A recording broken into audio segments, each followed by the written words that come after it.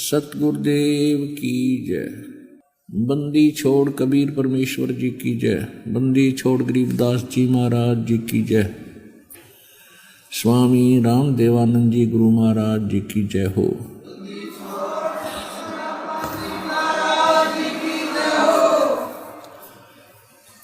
सर्व संगत से प्रार्थना है, सत्संग प्रारंभ हो रहा है। कृपया सत्संग स्थल पर शांति पूर्वक विराजमान होकर के श्रद्धा से सत्संग सुने।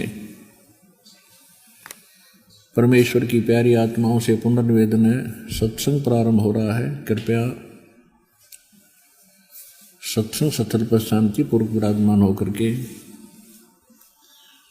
श्रद्धा से सत्संग सुने। सतगुरुदेव की जय।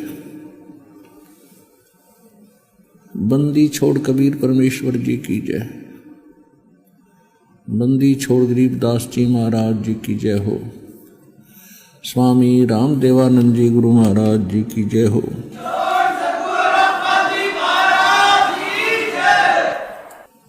गरीब नमो नमो सतपुरुष को नमस्कार गुरु की नहीं। सुर नर मुनि जन साधुआं संतों सर्वसदी नहीं। सतगुरु साहेब संत सब डंडो तुम प्रणाम। आगे पीछे मध हुए तिनको जा कुर्बान। नराकार निर्विषम काल जाल वैभंजनम निर्लेपम निज निर्गुणम अकल अनुबेशुंडनम। सोहम सुरति समापतम सकल समाना निर्तल। उज्ज्वल हिरंबर हरदमम बेपरवा अथाह वार पारनी मध्यतम। ग्रीब जो सुमर सिद्ध होई गणनायक गलता न करो अनुग्रह सोई पारस पद परवाना। आदि गणेश मनाऊं गणनायक देवन देवा। शरण कमल लो लाऊं आदंत करूं सेवा। परम शक्ति संगीतम हृदय सिद्धि दाता सोई। अवगत गुण अतीतम सत्य पुरुष निर्मोही। जगदम्बा जगदीशम मंगल रूप मुरारी। तन मन अर्पों शेषम भक्ति मुक्ति भंडारी। सुर नर मुनि जन जावें ब्रह्मा विष्णु महेशा।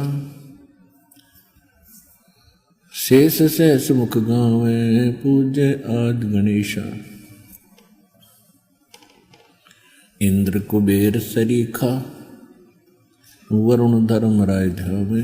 समृत जीवन जी का मन इच्छा फल पावे। 33 कोटि धारा जावें शेष 88। उतरे बहुजल पारा कट है यम की फांसी। 33 कोटि अधारा जावें शेष 88। उतरे बहुजल पारा कट है यम की फांसी। कर जोरूं विनती करूं धरूं चरण पर शीश। गुरु जी राम देवानंद जी महाराज ने दियो नाम बख्शीश। कोटि कोटि सिजदा करूं कोटि कोटि प्रणाम। चरण कमल में राखियों में बांधी जाम गुलाम। कुत्ता हूँ गुरुदेव का रामपाल दास का नाम। गले प्रेम की जेवड़ी जाखे चोहा जाऊं। तो करो तो बावड़ू दूर दूर करो तो जाऊं। ज्यों राखो त्यों ही रहूं, जो देवो सुख। गुरु बिन माला फेरते, गुरु बिन देते दान। गुरु बिन दोनों निष्फल हैं, चाहे पूछो वेद पुराण।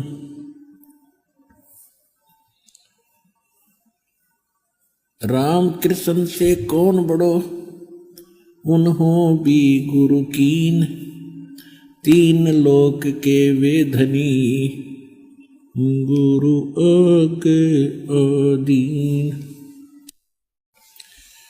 गुरु जी तुम ना भूलियो, चाहे लाख लोग मिल जाहीं। हमसे तुमको बहुत है, तुम जैसे हमको नहीं। तुमरे विसारे क्या बने, मैं किसकी शरण में जाऊं। शिव ब्रंच मुनि नारदा, तिनके हृदय ना समाऊं। अवगुण किए तो बहुत किए, करत न मानी हार। बावे बंदा बख्श दियो, बावे गर्दन उतार। अवगुण मेरे बाप जी, बख्शो गरीब निवाज। जो मैं पूत कुपूत हूँ, बहुर पिता को लाज। मैं अपराधी जन्म का, नक्सिक बरे विकार। तुम दाता दुख वंजना, मेरी करो संवार।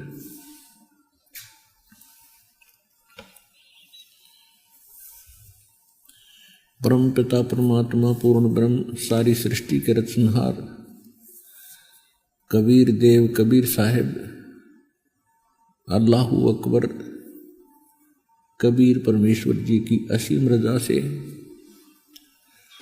आप सभी पुण्यात्माएं सत्संग सुनने के लिए उपस्थित हुए।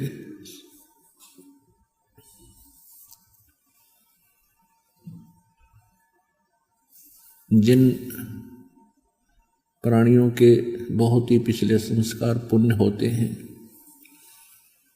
भक्ति क्रम जिनके अत्यधिक होते हैं, उनके अंदर ही ये प्रेरणा उत्पन्न होती है परमात्मा पाने की। चाहे कोई कितना ही धनी है, चाहे कोई कितना निर्धन है, चाहे कोई कितनी ही अच्छी पोस्ट पर बैठा है, कभी ना कभी उसकी आत्मा अवश्य परमात्मा की तरफ खिंचती है, आकर्षित होती है। वो उनका दुर्भाग्य है कि उनको सत्संग नहीं मिल पाता, और जिसके अभाव से वो स्वयं ही कोई छोटी मोटी अध्यात्म क्रियाएं करके उसमें संतुष्ट रहते हैं। और जिन पुण्यात्माओं के ज़्यादा शुभ संस्कार बहुत अधिक हैं, ज़्यादा हैं, उनको कोई ना कोई कारण बनाता है परमात्मा उनको अपनी शरण में लेने के लिए। अब यहाँ पर दास देख रहा है कि लगभग 90% श्रद्धालु जो उपदेशी हो रहे हैं वो कर्मों के सताए हुए हैं। जैसा कि सत्संग में बहुत बार आपको बताया जाता है कि जब तक हमारे पुण्य हमारे साथ रहते हैं तब तक हम चाहे कोई भक्ति करें या ना करें, और चाहे कितने ही गलत कार्य करें, हम फिर भी सुखी नजर आते हैं। उनको संतान भी होती है, संपत्ति भी प्राप्त होती है, उनके कार्य भी अच्छे तरह चल रहे होते हैं और वो भक्ति भी नहीं कर रहे होते हैं, क्योंकि उनके पिछले पुण्य किसी जन्म के इतने अधिक हैं कि वो उनको खूब खर्च रहे हैं, खराब कर रहे हैं, और फिर भी वो समाप्त नहीं हो पा रहे। और जब तक वो समाप्त नहीं होंगे तो परमात्मा का विधान है, जैसे कर्म करेगा वो फल उसको अवश्य मिलेंगे, चाहे बुरे कर रखे हैं चाहे अच्छे कर रखे हैं। जब तक हम परमेश्वर कबीर जी की शरण में नहीं आते, जब तक हम उस पाप नाशक बंदी छोड़ कबीर परमेश्वर की शरण में नहीं आते, तब तक हम दोनों ही कर्मों को भोगते हैं और तब तक हमारे दोनों अकाउंट ओपन रहते हैं, शुभ भी और अशुभ भी, पुण्य वाले भी और पाप वाले भी। तो जिस लोक में हम रह रहे हैं यहाँ पर पुण्य तो बहुत ही कम बन पाते हैं और पाप ऑटोमेटिकली दिन रात होते रहते हैं, क्योंकि ये अक्षेत्र ऐसा है, ये लोक ऐसा है। यहां पर पाप तो बिना करे भी होंगे और पुण्य करने से ही बनेंगे। अब जैसे किसी जमीन में किसान खेती यानी फसल उपजाना चाहता है तो उसके लिए उसने कितनी मेहनत, परिश्रम और धन व्यय करना पड़ता है। शारीरिक परिश्रम भी करता है, हल से उसको जोतता है, संवारता है खेत को, फिर फसल बीज यानी बीज डालता है, उसको बोता है, तो वो बीज भी पैसा खर्च होता है, संवारने में भी मेहनत मजदूरी या कोई ट्रैक्टर वगैरह से करवाते हैं, उसके पैसे लगते हैं, व्यय होता है धन,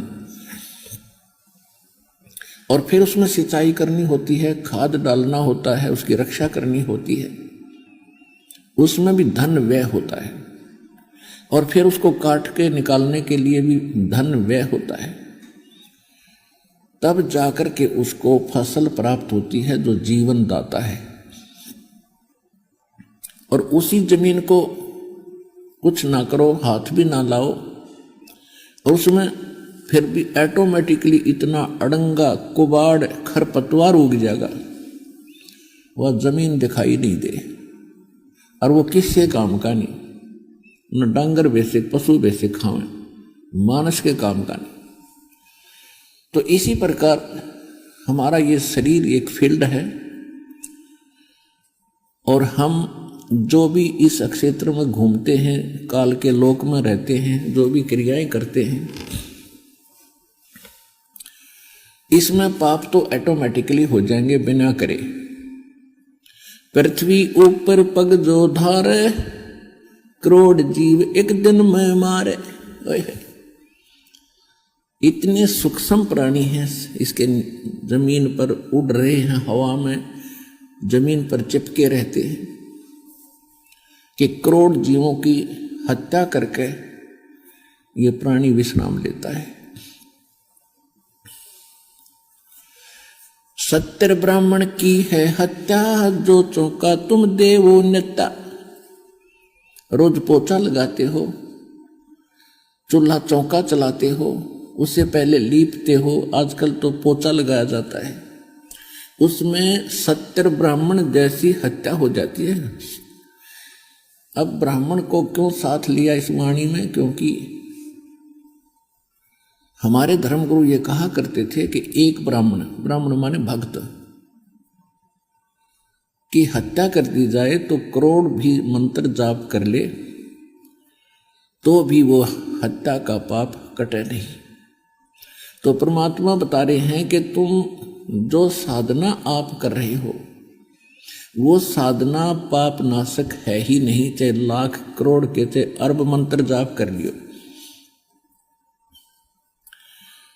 और तुम जैसे आप प्रतिदिन पोछा लगाते हो तो उसमें भी तुम्हारे कितने पाप लग जाते हैं। एक चूल्हे के स्थान पर चूल्हा चौका जो देते थे उस स्थान को लिपा करते थे डेली स्वच्छ बनाने के लिए। कहते हैं इतने से पोर्शन में 70 ब्राह्मण की है हत्या, जो चौका तुम देव नेता। और जिस सरोवर तालाब में तुम स्नान करने जाते हो तीर्थ समझकर या वैसे भी स्नान करते हो, ब्राह्मण सेंस हत्या जो हुई 1000 ब्राह्मणों की हत्या होती है, जल स्नान करत हो सो उसमें ना जाने कितने सूक्ष्म जीव रगड़ रगड़ कर तुम मार डालते हो। हरि माथी पृथ्वी के रंगा, अनंत कोट जीव उड़े विहंगा। और कहते तारक मंत्र कोट जपाई, ये जीव हंसा तुम्हारी उतरे नाई। अपने आत्माओं आपको शंका ना हो जाए कि ये तो फिर हम भी कर रहे हैं और हमें भी ये पाप प्रतिदिन लग रहे हैं। हाँ ऐसा ही है। जब तक हम गुरु की शरण में नहीं आते तब तक हमारे दोनों अकाउंट ओपन होते हैं। और हमारे ऊपर एक और विशेष कानून लागू है, जैसे किसी ने ड्राइविंग लाइसेंस बनवा रखा है, चालक प्रमाण पत्र, और वो भी रोड पर गाड़ी चला रहा है ड्राइवर, उससे यदि कोई इत्तेफाक से दुर्घटना हो जाती है और किसी व्यक्ति की जान चली जाती है तो सबसे पहले जांच अधिकारी क्या करेगा, उसका लाइसेंस चेक करेगा कि ये चालक है भी कि नहीं, इसने जानबूझकर तो नहीं ठोक दी, अनजान हो ये। जब उसके पास चालक प्रमाण पत्र मिल जाएगा तो 90% वो व्यक्ति बरी हो जाता है कि ये अनजान नहीं है, दुर्घटना का कारण अन्य हो सकता है। वैसे तो 100% ही बरी हो जाता है वो।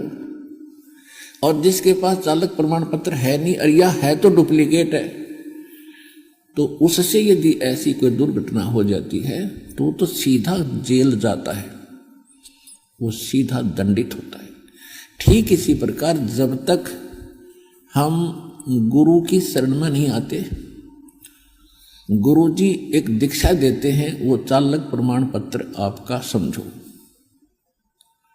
चालक प्रमाण पत्र उसको दिया जाता है, उसको पहले ट्रेंड किया जाता है, उसकी ट्राई ली जाती है, तब अधिकारी साइन करके देता है कि ये बिल्कुल ओके आदमी है, गाड़ी ठीक चला लेता है, ये जानबूझकर यानी ये दुर्घटना नहीं कर सकता, ड्राइवर बढ़िया हो गया। तो इसी प्रकार आप जी को पहले वो नियम पढ़ाए जाते हैं जो इस राम नाम की गाड़ी में को लेकर आप चलोगे शरीर को, उस सफर में आप किसी से दुर्घटना ना कर दें, जानबूझकर ना करो।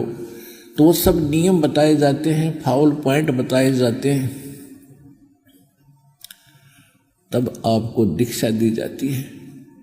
उसके पश्चात यदि फिर भी कोई दुर्घटना यानी कोई जीव हिंसा होती है तो फिर आपको उनका पाप नहीं लगेगा।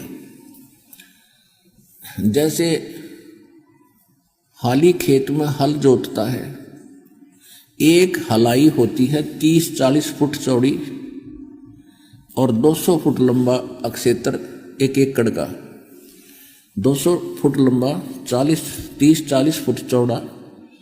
उसको हल जोतने के लिए हाली अपना एक स्थान बनाता है कि इसको पूरा करके फिर नेक्स्ट शेष किले को, एकड़ को, उसके बाद ऐसे बढ़ता जाता है। उसमें कुछ पोर्शन सिलेक्ट करता है, उसको ऐसे बाता चारों तरफ से घुमा कर हल को, ऐसे ट्रैक्टर वाले भी करते हैं। एक हलाई यानी 20-30 फुट बाई 200 फुट में जो हल से प्रयत्न करता है हाली, कहते हैं 1000 कसाइयों जितना पाप उसको लगता है। एक हलाई और सेंसर कसाई, अब ये पाप उसको होता है। फिर उसको पुण्य भी होता है, क्योंकि जब वो फसल पकती है उसमें से दाने अपने आप जमीन पर गिरते हैं, उसको चींटी पशु पक्षी और खाते हैं, तृप्त होते हैं। तो जब तक हम परमात्मा की शरण में नहीं आते और हम लाइसेंस नहीं बनवाते, यानी संत से दीक्षा नहीं लेते अधिकारी से, तब तक हमें दोनों ही अकाउंट, दोनों ही हमारे संग जो कर्म है, पुण्य और पाप, दोनों संग्रहित होते चले जाएंगे।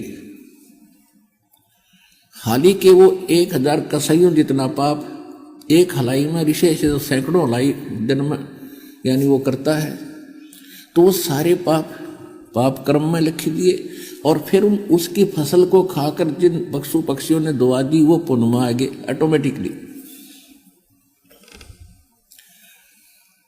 जब हम परमात्मा की शरण में आ जाते हैं, फिर वो पाप हमारा नहीं लगेंगे जो हल जोतने में पहले लगते थे। या आप सफर करते हो अपने किसी काम वश, तो उसमें भी आपके पैरों के नीचे जीव मरते हैं, और जिस समय आप परमात्मा की शरण में आ जाते हो, फिर वो पाप आपके बैड अकाउंट में नहीं लिखे जाएंगे, क्योंकि परमात्मा का एक विधान है कि वो कुछ ऐसे कर्म हैं जो आपको करने ही पड़ेंगे। जैसे आप पोछा लगाते हो घर पे और वहां चींटी आ गई है या कोई अन्य जीव जंतु है, तो आपने उनको मारना उद्देश्य नहीं है, वो आपका अक्षेत्र है, आपको अलाउड है। और उसमें कोई अन्य व्यक्ति, कोई भी वस्तु आती है, कोई जीव आता है, तो वो नाजायज आया है वहां पर। क्योंकि जब हम परमात्मा की शरण में आ जाएंगे, उस समय परमात्मा आपका वकील, एडवोकेट का भी काम करेगा और फिर आपको इन पापों से बाईपास करेगा। फिर परमात्मा के पास एक और पावर है, जब ही सतनाम हृदय धरो और भयो पाप को नाश, जैसे चिंगारी अग्नि की वाई पड़े पुराने घास। अब जैसे अब तो ये तो प्रोटेक्शन हो गया वर्तमान का, दीक्षा लेने के बाद का। आपके असंख्य जन्मों के इतने पाप इकट्ठे हुए पड़े हैं कि आप पर असंख्य युगों तक भी भोग के पूरे नहीं हो सकते, समाप्त नहीं हो सकते। क्योंकि जब तक हम परमेश्वर कबीर जी की शरण में नहीं आते, परम अक्षर ब्रह्म की शरण में नहीं आते हैं, परम संत के माध्यम से, नकली संत कबीर पंथियों से भी दीक्षा लेने से कोई लाभ नहीं होगा। वो डुप्लीकेट लाइसेंस बनाते हैं, दीक्षा देते हैं। तो तब तक, तो उससे पहले के हमारे असंख्य जन्मों के वो संग्रहित पाप इकट्ठे हुए पड़ रखे हैं और वो कभी भी आपसे पूर्ण नहीं हो सकते, जिस कारण से 84 लाख प्रकार की योनियों यानी प्राणियों के शरीरों में भी आप उनको भोग लेते हो तो भी शेष रह जाते हैं। उनको वो भी समाप्त करने जब हमने सतलोक चलना है, तो पापी आत्मा सतलोक नहीं जा सकती, पाप रहित होकर ही हम वहां जाएंगे। उसके लिए परमात्मा ने बताया कि जो तुम्हारे संग्रहित असंख्य जन्मों के ढेर पड़े हैं, उसके लिए ये सच्चा नाम, यथार्थ भक्ति विधि आपको परम संत से मिलेगी। उसके बाद जब आप भक्ति करोगे, जब ही सतनाम हृदय धरो भयो पाप को नाश, जैसे चिंगारी अग्नि की बाई पड़े पुराने घास। ये पुराना घास जो है आपके संचित कर्म, पाप कर्म है, और 1000 टन सूखा घास पड़ा हो तो वो कितने क्षेत्र को कवर कर रखा है 1000 टन घास ने।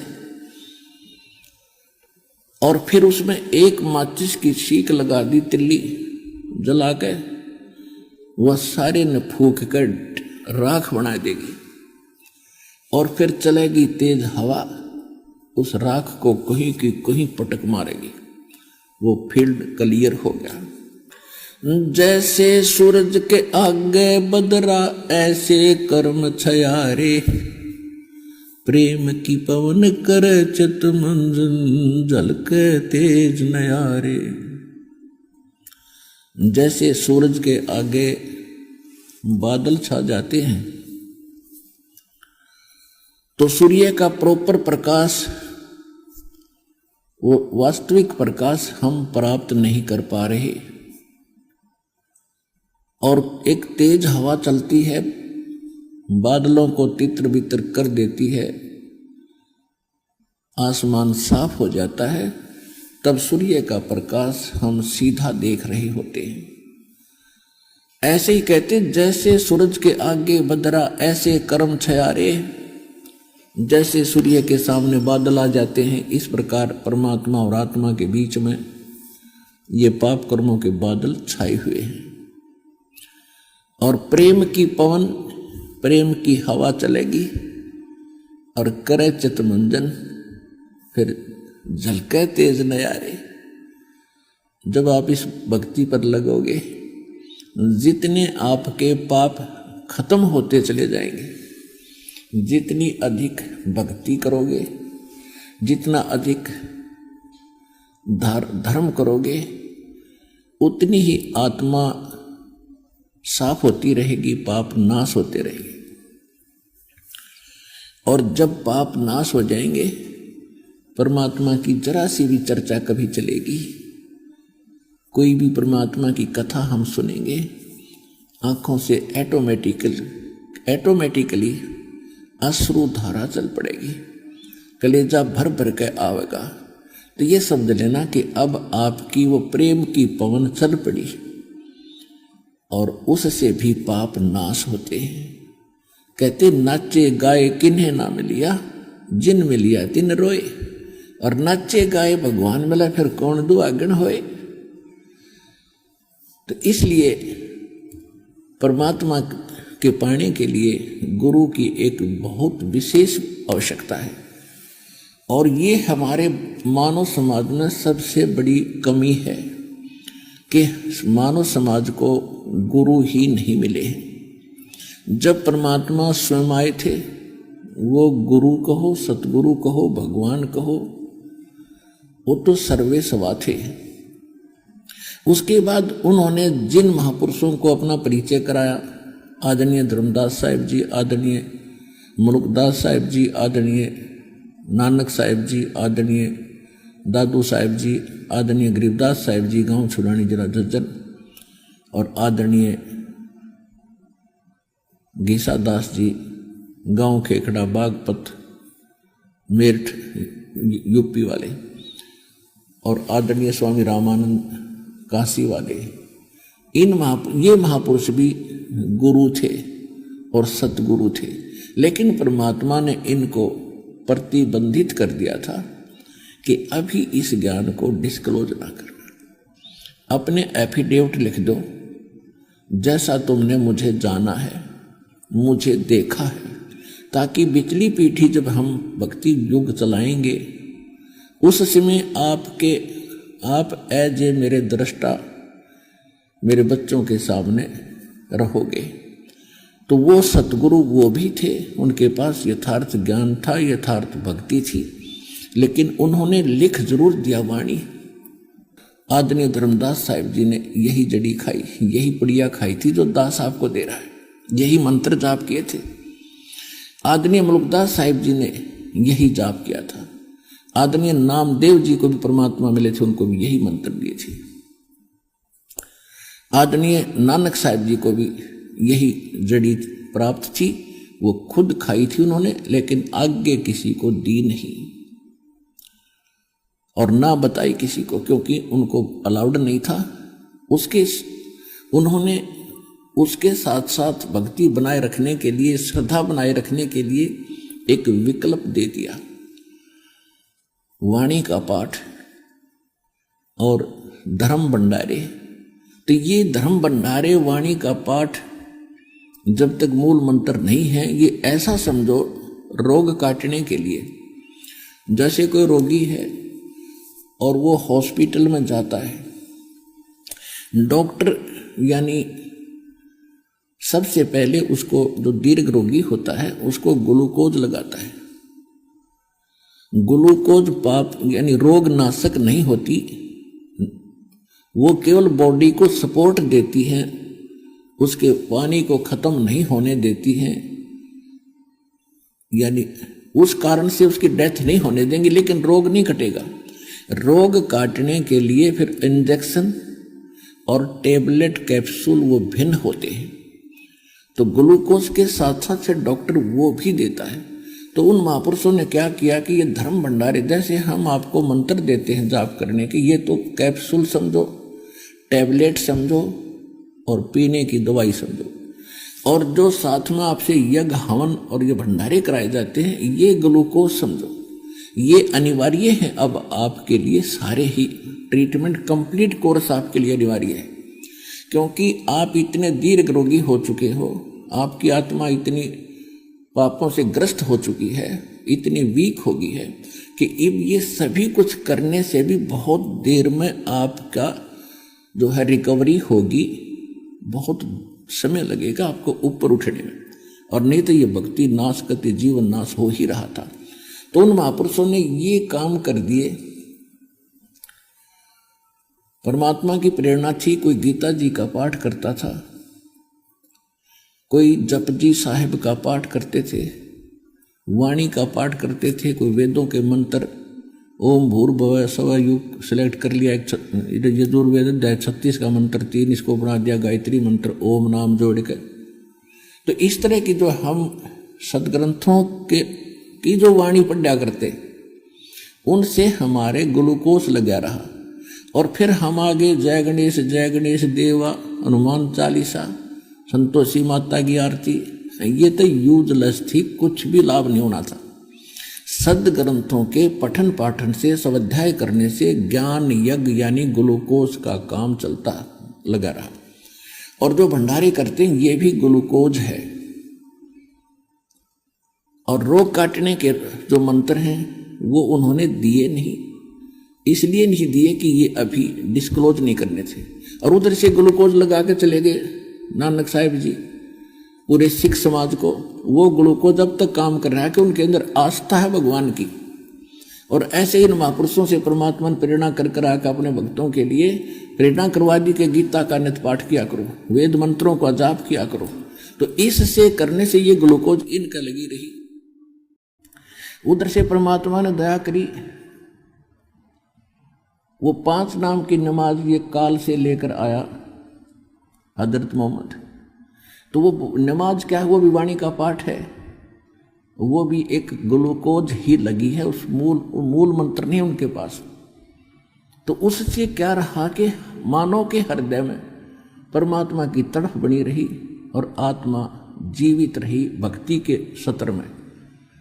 भक्ति के लिए ये जीवित रही भक्ति इस आत्मा के अंदर, ये समझो। और अब इस दास को भेज दिया सर्जन बनाकर, पूरा जानकार वैद्य बनाकर। अब ग्लूकोज तो साथ चलेगी ही चलेगी, साथ में ये रोग नाशक कैप्सूल भी आपने खाने पड़ेंगे। तो वो कैप्सूल जो है ये पाप नाशक हैं। और ये जैसे आपको दीक्षा प्राप्त होगी तो भविष्य में जो आप अपने कर्तव्य कर्म जो स्वाभाविक कर्म है उनको करते हो, कोई मजदूर कस्सी से काम करता है, किसान खेत में काम करता है, दुकानदार दुकान पे करता है, नौकरी वाला नौकरी पे जाता है, या कोई झाड़ू लगाते हैं, तो ये काम तो हमारे करने हैं हमने। पहले ये भी पाप लिखे जा थे एक ड्राइविंग लाइसेंस ना होने से, अब ये नहीं लिखे जाएंगे आपके। इच्छा कर मारे नहीं बिन इच्छा मर जावे, कह कबीर तास का फिर पाप नहीं लगावे। जान के नहीं मारे नु बैठा हो और चिट्ठी आएगी उसकी मार दी पकड़ के, या चिट्ठी है जानबूझ के पैर टेक रखता हुआ जावे, नहीं।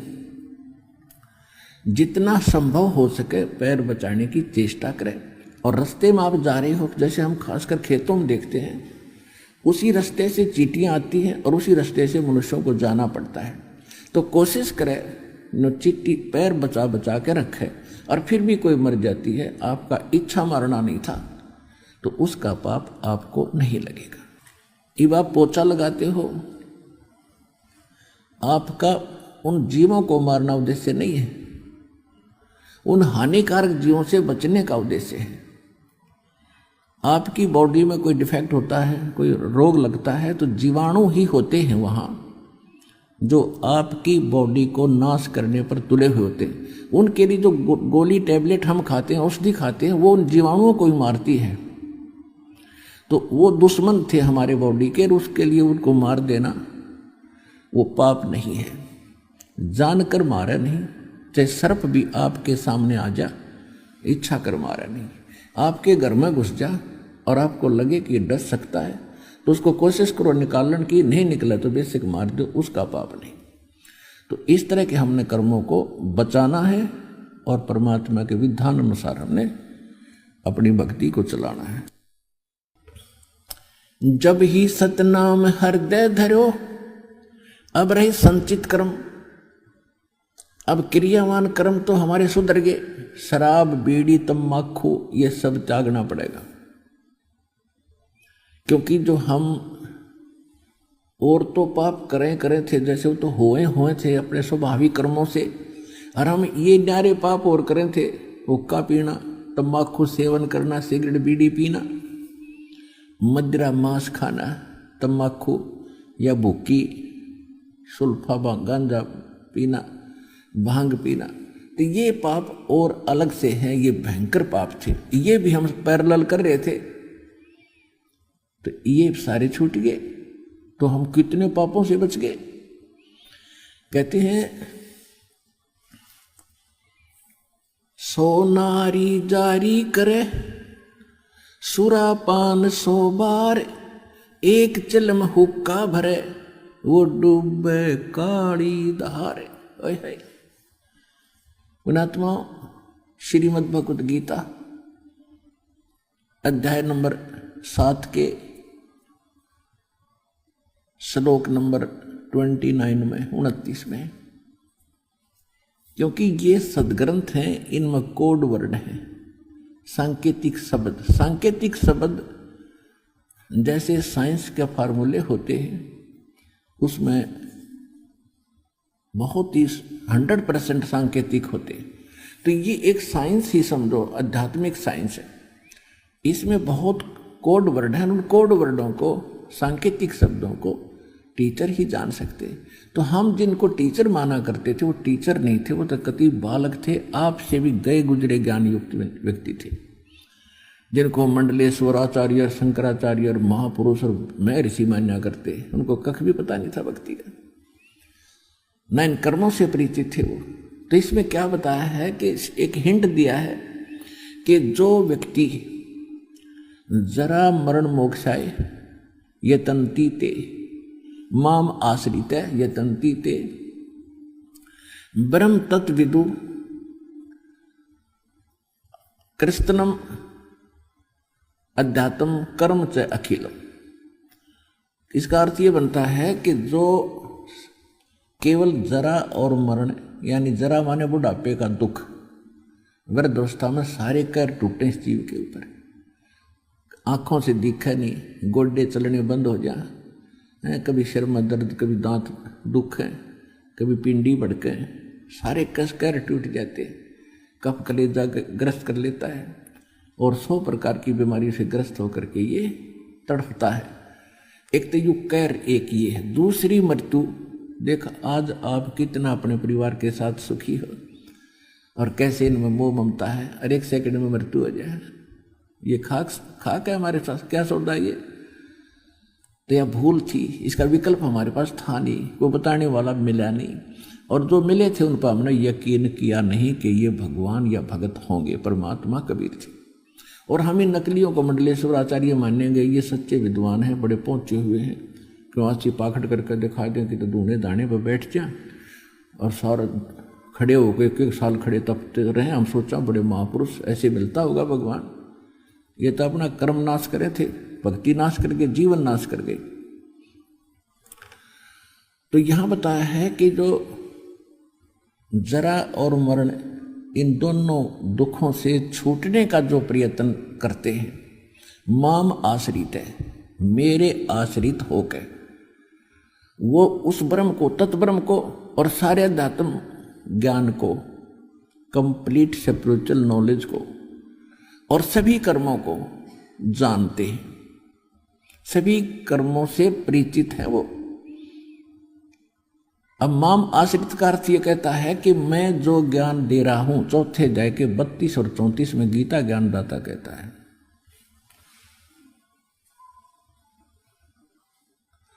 कि परमात्मा स्वयं अपने मुख कमल से एक यथार्थ ज्ञान और इन आध्यात्मिक इन यज्ञों की यानी अनुष्ठानों की जानकारी विस्तार से बोलते हैं, बताते हैं, और उनके अनुसार अनुष्ठान करने से सभी पापों का नाश होता है। वो तत्व ज्ञान है, उसको मैं नहीं जानता, गीता ज्ञानदाता कहते हैं। चौथे अध्याय के 34 में कहा कि उस तत्व ज्ञान को किसी तत्वदर्शी संतों के पास जाकर समझ, उनको दंडवत प्रणाम करने से और कपट छोड़ के उनसे प्रसन्न करने से वो तत्वदर्शी संत तुझे उस तत्व ज्ञान का उपदेश करेंगे। तो ये कहता माम आश्रित जरा मरण मोक्षाय यतंती, माम आश्रित यतंती ते, जो मेरे इस ज्ञान का आश्रय कर लेता है और तत्वदर्शी संत की खोज कर लेता है, वो व्यक्ति जरा और मरण से ही छूटने के लिए प्रयत्न करता है। वो संसार की किसी वस्तु की इच्छा नहीं करता, क्योंकि वो उस तत्ब्रह्म से और सारे अध्यात्म मार्ग से और सभी कर्मों से परिचित हो जाता है।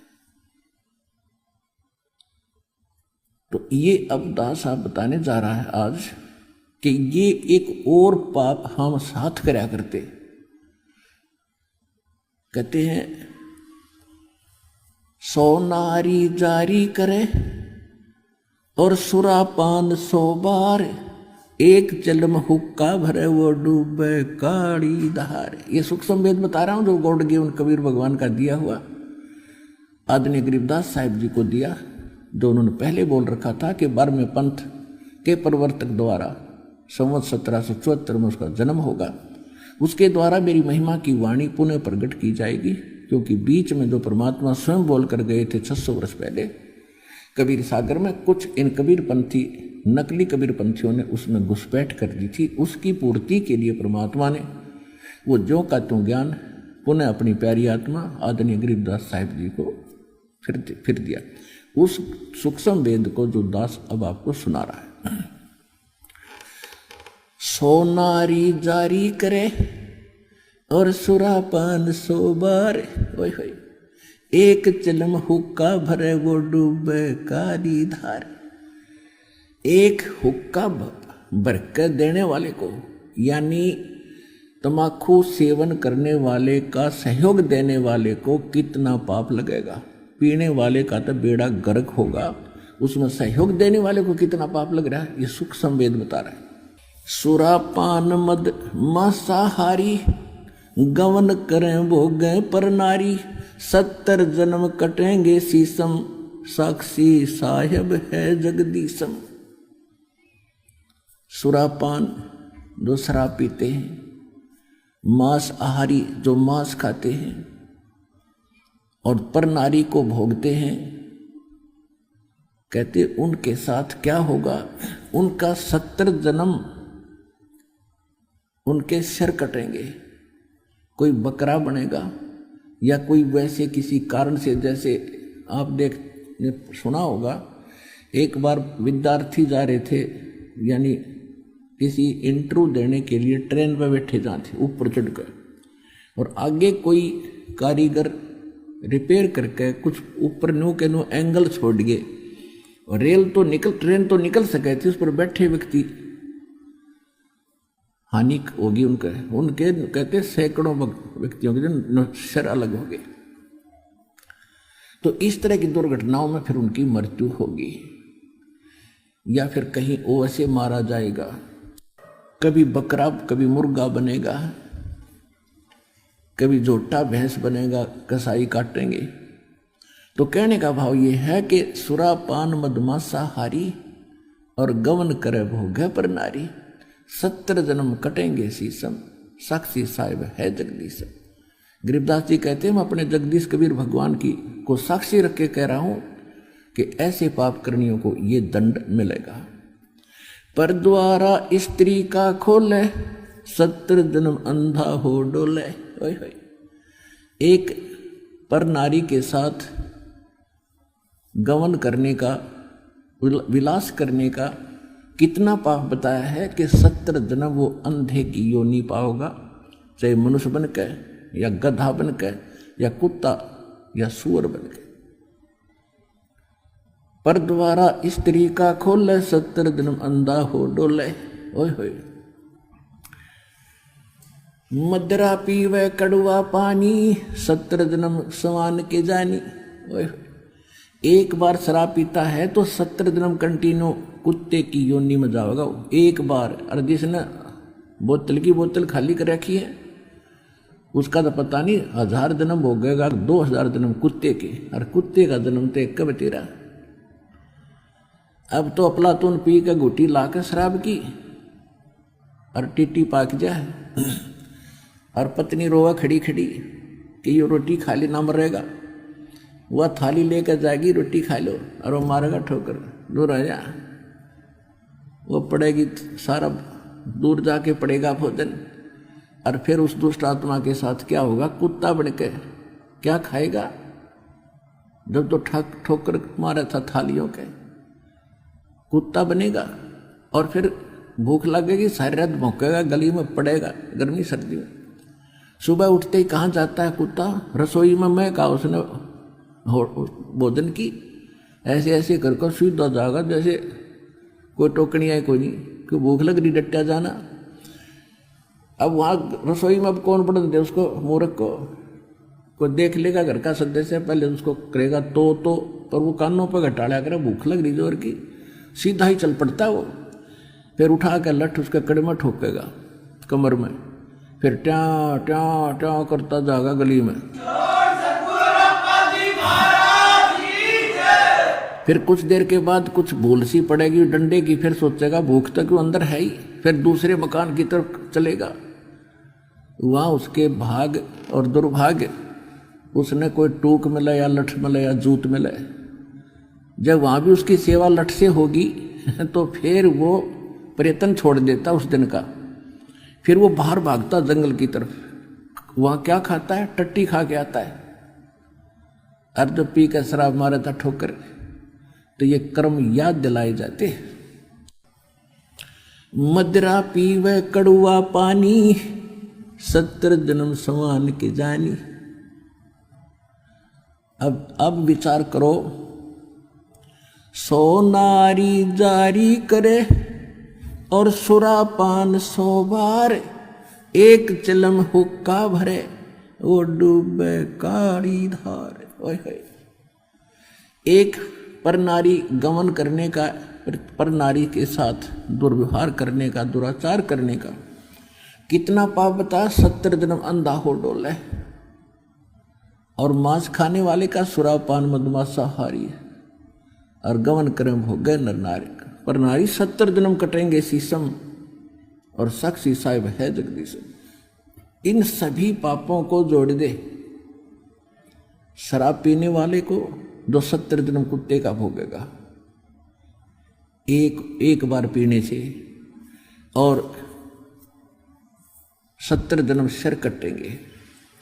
इन सभी पापों को एक बार ऐसे करने से ये पाप है, तो कहते 100 नारी जारी करे, वो कितना पाप हो गया। एक बार करने से 70 जन्म अंधा हो, तो 100 गुण 100 से जोड़ दो 7000 बार, यानी इतना 100 गुना पाप किसको लगेगा, जो केवल धूम्रपान करने वाले का सहयोग देगा। सुरापान 100 नारी जारी करे सुरापान 100 बार, और एक चिलम हुक्का भरे वो डूबे काली धार। तो इसलिए इस तम्बाकू सेवन में और घना पाप है। यानी पाप तो वो भी है, पर इसमें उससे 100 गुना ज्यादा पाप है। और पाप तो सारे ही है, विष तो विष ही है, तो कुछ तेज है कोई थोड़ा कम है, तो विष तो सेवन हमने करना ही ना चाहिए था। अब आदरणीय गरीबदास साहिब जी यही उपदेश दिया करते थे। एक समय वो अपने घोड़े पर सवार होकर और किसी कार्यवश जा रहे थे किसी दूसरे गांव में, और उस गांव से किसी खेतों से गुजर रहे थे, तो गरीबदास जी का घोड़ा वहां जाकर के रास्ता छोड़कर और खेतों के अंदर से चल पड़ा दूसरी साइड से, यानी कुमार्ग पे। फसल टूटने लगी। गरीबदास जी रोकने की चेष्टा कर रहे थे, घोड़ा रुक नहीं रहा था। वहां पर रखवाले थे खेती के, आसपास के 8-10 इकट्ठे बैठे थे। वो लेकर और उस गरीबदास जी का मारने लगे। अगर इसका दिमाग खराब हो गया, घोड़ा के हो गया तो चौधरी पाक गया, और यो भी नहीं देखता हमारी फसल तोड़ दी, मुश्किल से तो तैयार करी है, मेहनत की मजदूरी शरीय। ऐसे बोलते हुए कि तेरा दिमाग खराब हो गया, तेरे सेट करते हैं हरामजादे, ये कर दिया वो कर दिया, मारने के लिए कि तू हमारी फसल के बीचों बीच घोड़ा ले जा रहा है। अब जो ही निकट आए, उन्होंने ऐसे लठ उठाए, वो जाम हो गए नो के नो इस एंगल पर, बस ना इधर हो रहे हैं ना आगे पीछे बढ़ रहे हैं, स्तब्ध हो गए, चैतन्यों के नो। तो इस बात से वो समझ गए कि यो आम व्यक्ति नहीं है।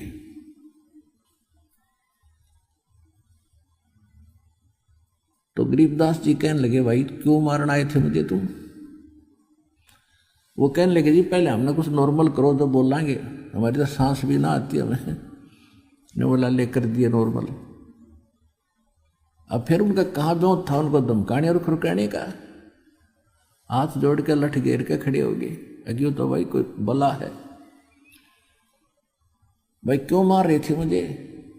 कि इसलिए मार रहे थे जी, आप रास्ता छोड़ के घोड़े आपका इधर आ गया था, भाई पशु है, ये मेरे बस से बाहर था। आपको पता मैं कितना कोशिश कर रहा था, जानबूझ कर लाया हूं, तो भी तुम ऐसा करते अच्छे लगते।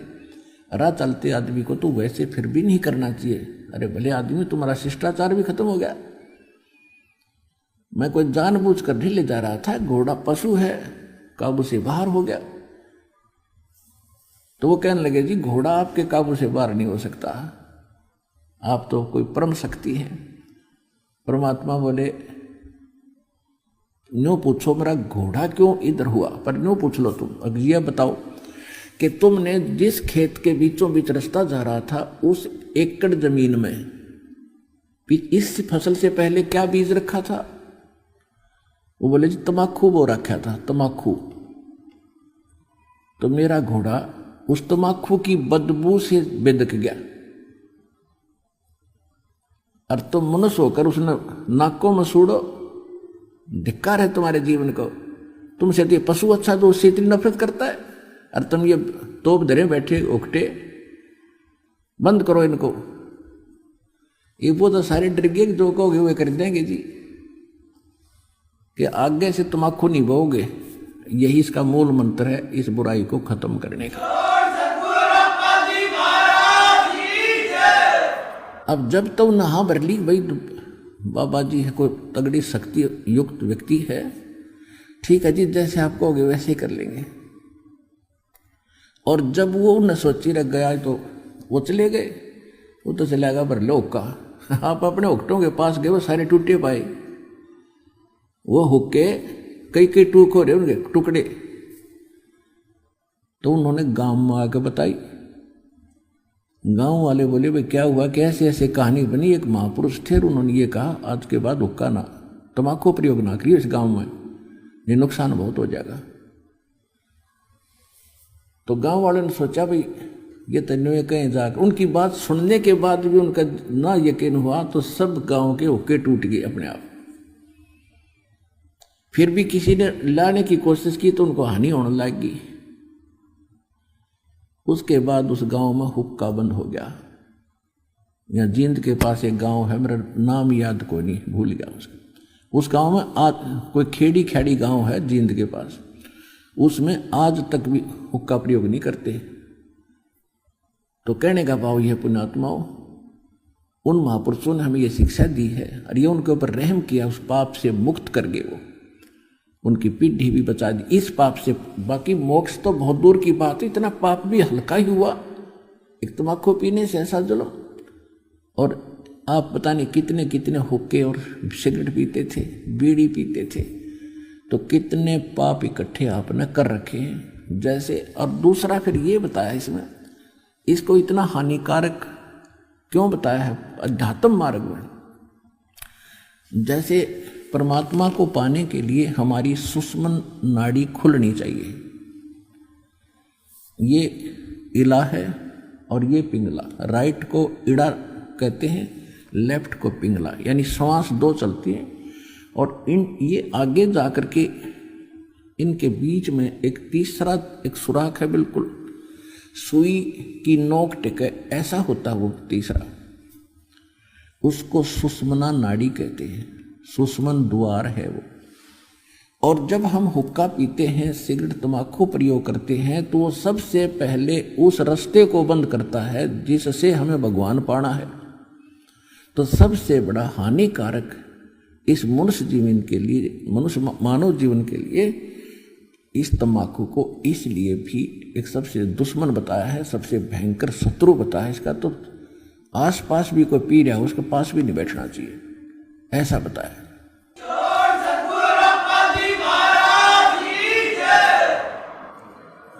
अब जैसे हम देखा करते थे, हमारे पिताजी, ताऊ जी, चाचा जी सभी पिया करते गांव के लोग, और वो क्या करा करते, एक लोहे का सरिया रखा करते उस ओके की उस पाइप को साफ करने के लिए, उसमें न्यू मारा करते और उसमें ना जाने कितना मैल निकला करता तीसरे दिन।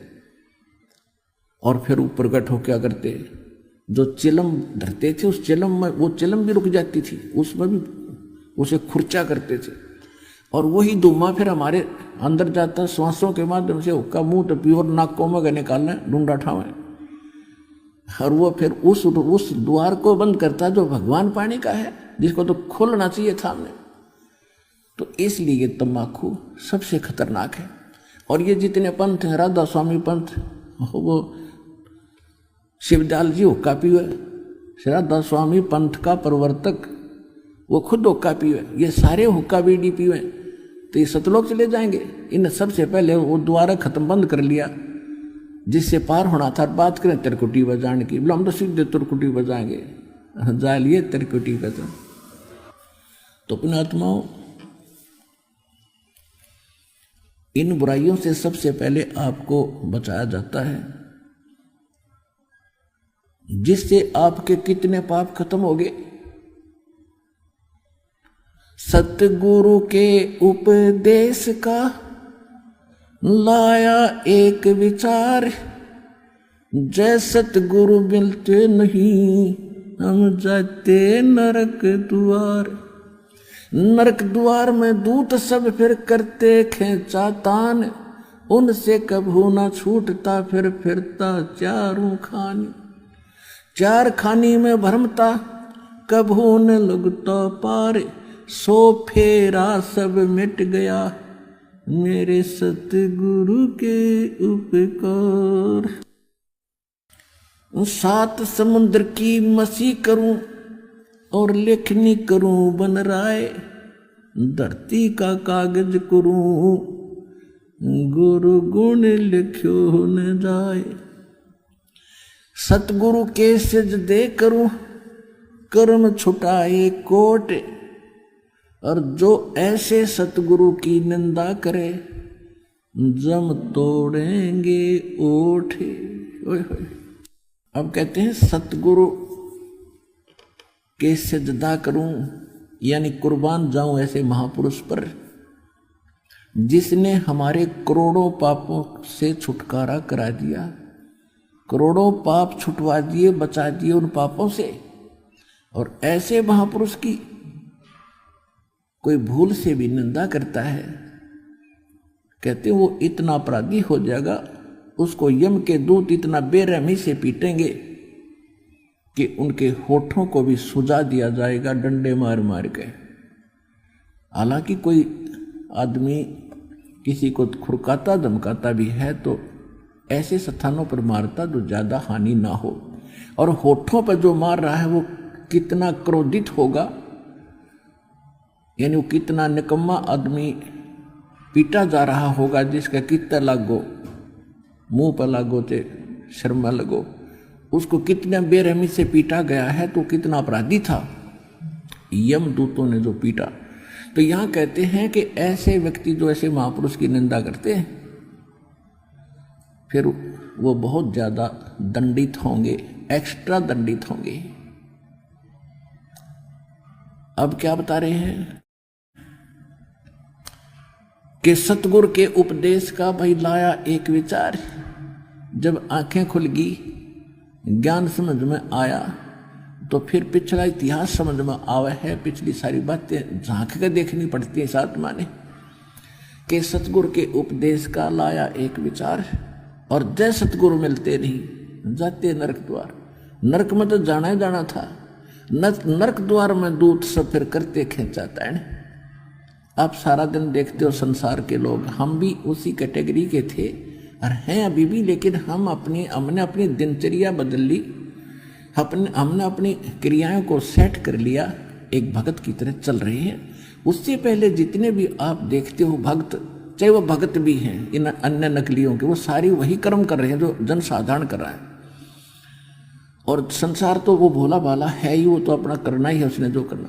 तो क्या देखते हो सारा दिन, कोई हुक्के पर बैठ के गप्पे मार रहा है, कोई ताश खेल रहा है, कोई राजनीति की बतलाव है, या कोई किसी की बूंदी सोचे। सारा दिन अपनी लालच में कुछ जोड़ तोड़ में उसने ऐसे कर दूंगा, उसको ऐसे लूट लूंगा, उसको ऐसे खसुट लूंगा, और कल मृत्यु हो जाती है। वो बकवाद तो गई साथ, वो पाप तो ले गया घसीट के, और जो बकवाद करके जो धन संपत्ति जोड़ी थी वो चला गया भाई छोड़ के। तो ये बातें अब समझ में आओगे आपके। अब क्या कहते हैं कि सतगुरु के उपदेश का भी लाया एक विचार, और जय सतगुरु मिलते नहीं हम जाते नरक द्वार। अब जब यहाँ से ये अपराधी लोग जाते हैं, चाहे को प्रधानमंत्री है पूरी पृथ्वी का, राष्ट्रपति है चाहे सारी पृथ्वी का, और जब तक उसके पुण्य है तब तक वो पद प्राप्त है। जब पुण्य और सांस खत्म होंगे उसके पल्ले कुछ नहीं रहेगा, पाप इकट्ठे होंगे जो भक्ति नहीं करके जाता। फिर उसकी बात जो पकड़ के ले जाते हैं यमदूत और धर्मराज के सामने पेश करके, और फिर उसका अकाउंट तो वहाँ कैलकुलेटेड मिलता है, क्योंकि एक डेली की आपकी जो भी दिनचर्या है, एक एक सेकंड का वहाँ फैक्स हो रहे हैं आपके सब। जैसी सोच भी रखते हो वो भी आपके अकाउंट में डिपॉजिट हो रही है, डेली कॉपी जा रही है सेकंड की। तो वहाँ जाते ही कैलकुलेटेड मिलता है, इतने पुण्य इतने पाप, और ये इसका प्रतिफल, जाइए नरक में। तो नरक वाले तो वहाँ ढेर होते हैं, लाखों हजारों, कोई 50 60 70 हजार की संख्या। तो उनको यम के दूत आदेश होते ही उस न्यायाधीश का, डांगरों ने जैसे पशु घेरा करें, फाटक में रोक क्या करें, चारों तरफ से घेर लेते। 12 करोड़ हैं वो यम के दूत, और उनको ले चलते हैं। चलो अब नरक के निकट जाते हैं ना आगे वाले, और वहाँ हाहाकार मची हुई है, होय होय बुरा हाल। तो वापस भागते हैं, और पीछे तो वो लठ मारे सीधा कितने लाग उनके सूक्ष्म शरीर में। ये मरता नहीं प्राणी, पर पीड़ा बहुत होती है, और उनको जबरदस्ती उसमें ठोक कर फाटक बंद कर देते हैं। अब वहाँ खेचा ताने वो यम के दूत पाछत कुटे, वो वापस बाजे, तो वह खेचा ताने वो और भयंकर दुख है। कहते 4 खाने नरक द्वार में दूत सब वहाँ करते खेचातान, और उनसे फिर कबूल नहीं छूटता। उसके बाद फिरता 4 खानी, यानी 4 प्रकार से जीव उत्पन्न होते हैं। उनके 4 विभागों में बांटा, 4 उनके पार्ट बनाए हैं। जैसे कोई जेर से उत्पन्न होते हैं, जैसे मनुष्य कुछ अंडे से उत्पन्न होते हैं, इस प्रकार से कोई अपने आप सतत उत्पन्न हो जाते हैं, जैसे डोरा, सुरसी या अमीबा वगैरह।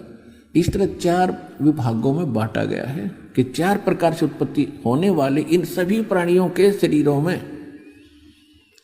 हमने जाना पड़ता। जब सतगुरु ना मिलते, नकली गुरुओं से लिया हुआ नाम भी सहयोग नहीं देगा। नरक द्वार में दूत सब करते खेचा तान, उनसे कबू ना छूटता फिर फिरता चारों खान। 4 खानी में भ्रमता फिर कबू न लगता पार, सो फेरा सब मिट गया मेरे सतगुरु के उपकार। होय होय, कहते इतने पापों से, इतने दुखों से परमात्मा उस सच्चे सतगुरु ने बाईपास निकाल दिया मेरे को। और ऐसे सतगुरु की 7 समुद्र की मसी करूं और लेखनी करूं बन राय, धरती का कागज करूं गुरु गुण लिख्यो न जाए।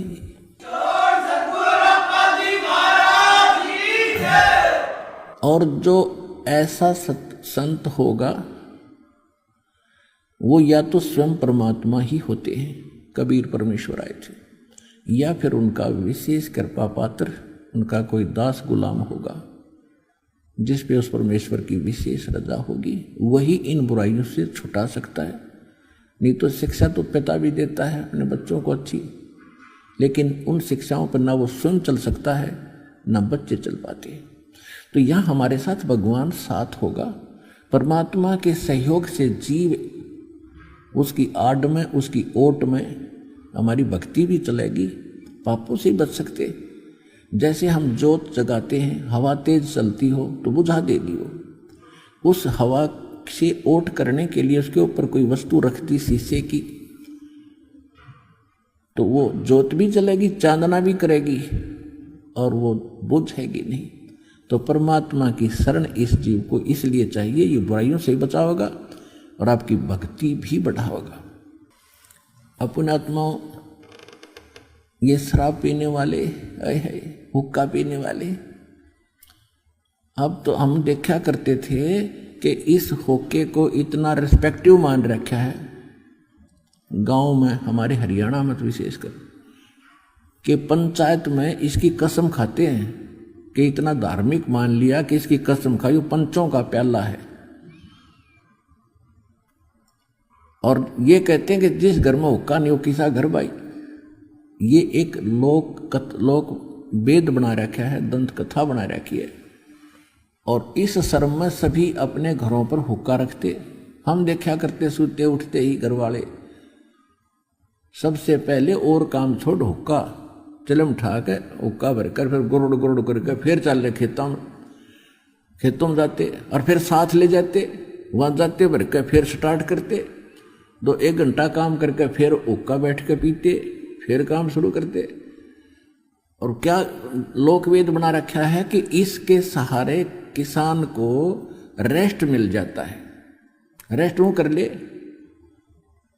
दूसरे खेत जैसे और लोग, अब आपके पास घड़ी है, घड़ी से टाइम देख 1 घंटा काम कर और 10 मिनट 20 मिनट जो है तो क्यों टाइम पास करे था, अपना बैठ कर मंत्र करे माड़ा लेके बैलों को रेस्ट मिल जाए। तो वो काम हमने ऐसे चेंज करना है, क्रियाएं वही करेंगे लेकिन हम according to the guidelines of guru करेंगे, गुरु जी के आदेशानुसार, उसके निर्देशानुसार चलेंगे तो हमारी भक्ति भी बनेगी। अब जैसे हरियाणा में विरोध इसलिए हुआ कुछ समय कि जो उपदेश लेकर जाते बच्चे, पहले तो दादा पिताजी ताऊ चाचा अंकल वो हुक्का भरवाया करते थे और बच्चे बड़े खुश होकर भरते थे, भैया तो सेवा है बुजुर्गों की। और नाम लेने के बाद उन पर प्रतिबंध लग जाता है कि हुक्का नहीं भर के दोगे किसी को, बीड़ी भी लाकर नहीं देनी, माचिस भी पीने के लिए लगाने के लिए नहीं देनी, आप पाप के भागी हो जाओगे। तो बच्चों का या बड़ों का अब जो से यहाँ दुखी आ रहे हैं बेचारे, कैर टूट रहा जिनके घर पे 1-1 2-2 व्यक्ति मर गए, पशु मर रही है, स्वयं कैंसर से पीड़ित है। अब वो तो अपना जीवन देखेंगे, समाज नहीं देखेंगे, समाज देखेंगे फिर भक्ति भी नहीं हो ना भगवान राहत दे। तो उन्होंने नाम लिया। प्रारंभ ऐसे ही लोगों से हुआ जो घने दुखी थे, और भगवान तो सुख देता है, परमपिता है।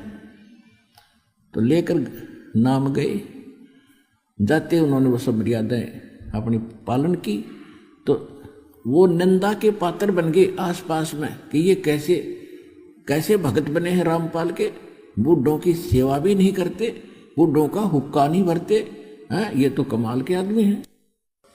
ऐसा निकम्मा है वो, तो ऐसी शिक्षा देता है बच्चों को, बूढ़ों की सेवा से बंद कराता है। बूढ़ों की सेवा ये विष खवाने से नहीं होती।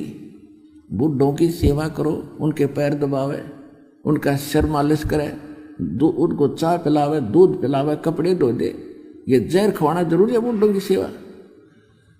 तो जिस कारण से, क्योंकि उनको ज्ञान नहीं, और जो भक्त ये ज्ञान सुनकर जाता है उसको तो घड़ी दूर तक का दिखाई देता, भविष्य का भी दिखाई देता, तो वो फिर सहयोग नहीं करता। इसलिए जगत और भगत में हमेशा ही ये एक झगड़ा रहा है, और जिसने ये जंग जीत लिया हो गया सफल। कहते मात पिता सुत स्त्री और आलस बंधु काण, संत मिलन को जब चले ये अटकावे आण। इनका अटकाया अटके नहीं भाई, संत मिलन को जाए, कहे कबीर सो संत है भाई आवागमन नसाए। मात पिता जैसे छोटे बच्चे हैं, मात पिता उनके लिए बाधक होते हैं जिनको ज्ञान नहीं, और बच्चों को जल्दी शीघ्र ये ज्ञान होता है। ज्ञान सुनते ही जल्दी आत्मा उनकी अच्छाई और बुराई को शीघ्र ग्रहण करती है। बच्चे बुरी संगत में पढ़ते हैं तो बुराई को भी बहुत बड़ी शीघ्रता से ग्रहण करते हैं, और अच्छी संगत में आते हैं। आप देखते हो यहाँ पर कैसे बताते हैं उनके बच्चे। एक बहन कह रही थी कि मेरे लड़के को इसके पिताजी ने कहा कि वो ला बीड़ी ला, पहले लाया करता भाग के, फिर उसने ज्ञान सुना, नाम लिया। अब बीड़ी ना लावा बंडल दुकान से तो पिता पीटे, तो दुकानदार के पास गया, कहने लगा भाई एक बंडल दे दे और इस थैली में डाल दे, और थैली को डंडी में लटका लिया उसने। हर न्यू डाव लटकाए। अगले पापा ने बोला ऐसे कैसे दे रहा है? अगर पैसे लाऊंगा मैं। ने बोला बात बता। अगर मैंने नाम ले लिया और जब बीड़ी का हाथ लाऊं, मेरा तम्बाकू का हाथ भी ला दिया ना, मेरा पाप नाम टूट जाएगा। तो वो भगत बता रहा था कि पहले दिन तो मुझे बड़ा गुस्सा आया कि अच्छा नाम लेकर आए तो सेवा करनी भी छोड़ देंगे। फिर मैंने सोचने पर विवश होना पड़ा कि ये बच्चा कितनी अच्छी शिक्षा ग्रहण करके आया है कि ये बुराई के निकट भी नहीं जाएगा। तो मैं मजबूर हो गया, 2-4 दिन खूब सोचा मैंने इस विषय पर, और फिर उसके बाद उससे मैंने मंगवाया नहीं कुछ भी, और एक दिन उसने भी आके दीक्षा ले ली, बुराई छूट गई। अब क्या कहते हैं गांव वाले, जिनको ज्ञान नहीं, वो गांव वाले चाहे शहर वाले एक जैसे होते हैं। कहते हैं भाई यह भी कोई सेवा है, तम्बाकू कद पीने की चीज होती है, ये तो पीना चाहिए, पिलाना चाहिए, इससे इज्जत बनती है। नहीं, एक सिगरेट या बीड़ी तम्बाकू हुक्का पीने वाला जिस कमरे में बैठा है, हुक्का पीवा तम्बाकू छोड़ दे और पूरे वातावरण को खराब कर देता है। वहाँ उसके पोता पोती बेटा बेटी सो रहे होते हैं या बैठे हैं, घूम रहे होते हैं, उनको भी अपराधी बना रहा है, उनको भी हानि पहुंचा रहा है वो व्यक्ति, उनके भी फेफड़े दुर्बल कर रहा है। और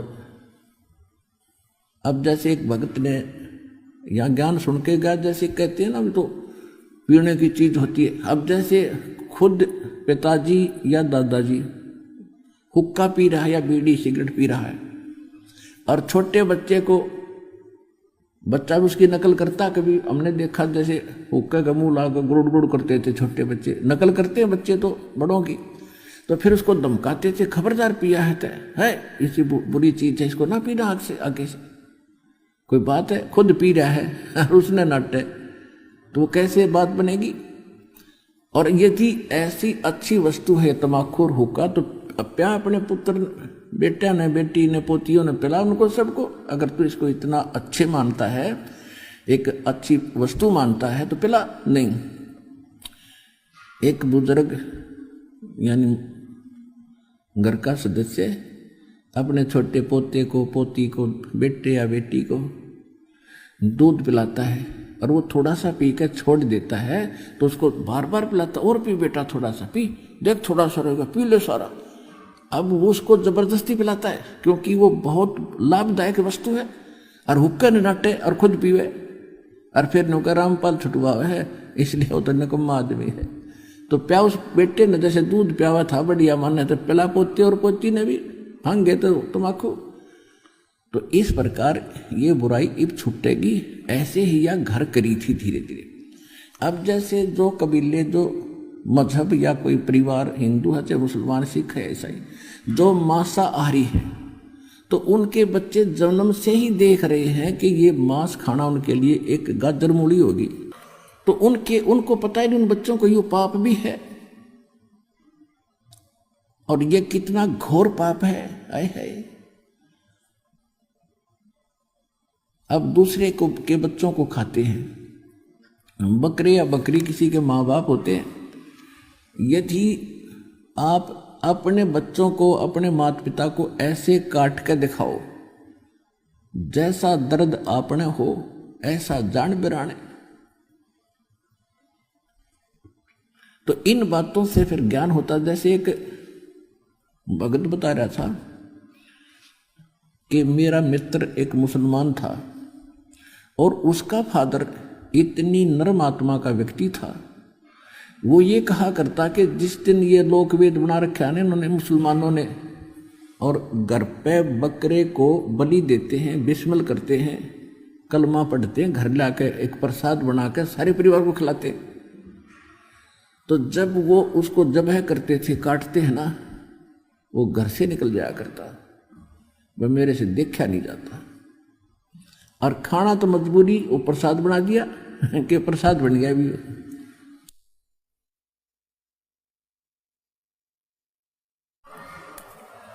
और क्या लोकवेद बना रखा है मुल्ला और काजियों ने कि हम बकरे को बेरहमी से नहीं मारते।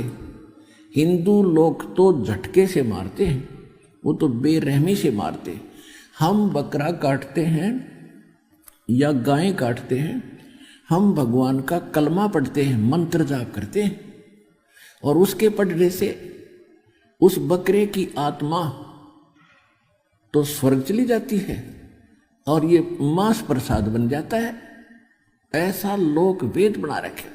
तो इस सूक्ष्म वेद में बताया है कि हे मुल्ला या काजी, जय या रू तन भीष्ट पठाई, तो कर तदबीर कबीला भाई। ओए होए, यदि आपके इस फार्मूले से इस बकरे की आत्मा को यदि स्वर्ग मिल जाता है, भीष्ट मिलती है, तो भाई अपने परिवार के सदस्य ने भेज कर दिखा दे, इस तरह से कलमा पढ़ कर नाड़ काट के गर्दन काट दे, जब जानो तेरे फार्मूला सही है।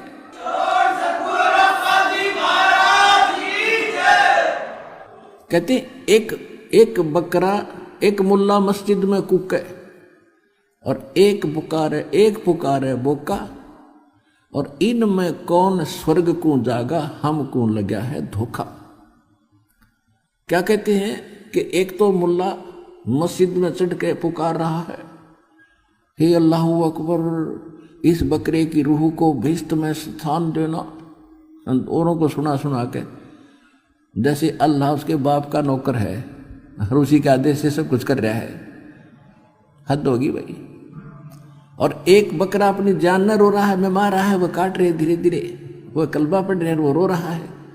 ला तुम्हारी गर्दन करें कलम, वो कलमा भी पढ़ डाएंगे, सारी बात करेंगे, आज धर गर्दन हमारे पास ला है कल कोई। तो कबीर साहब ये कहा करते थे, ऋषि का उन्होंने विरोध किया था हिंदू और मुसलमानों ने।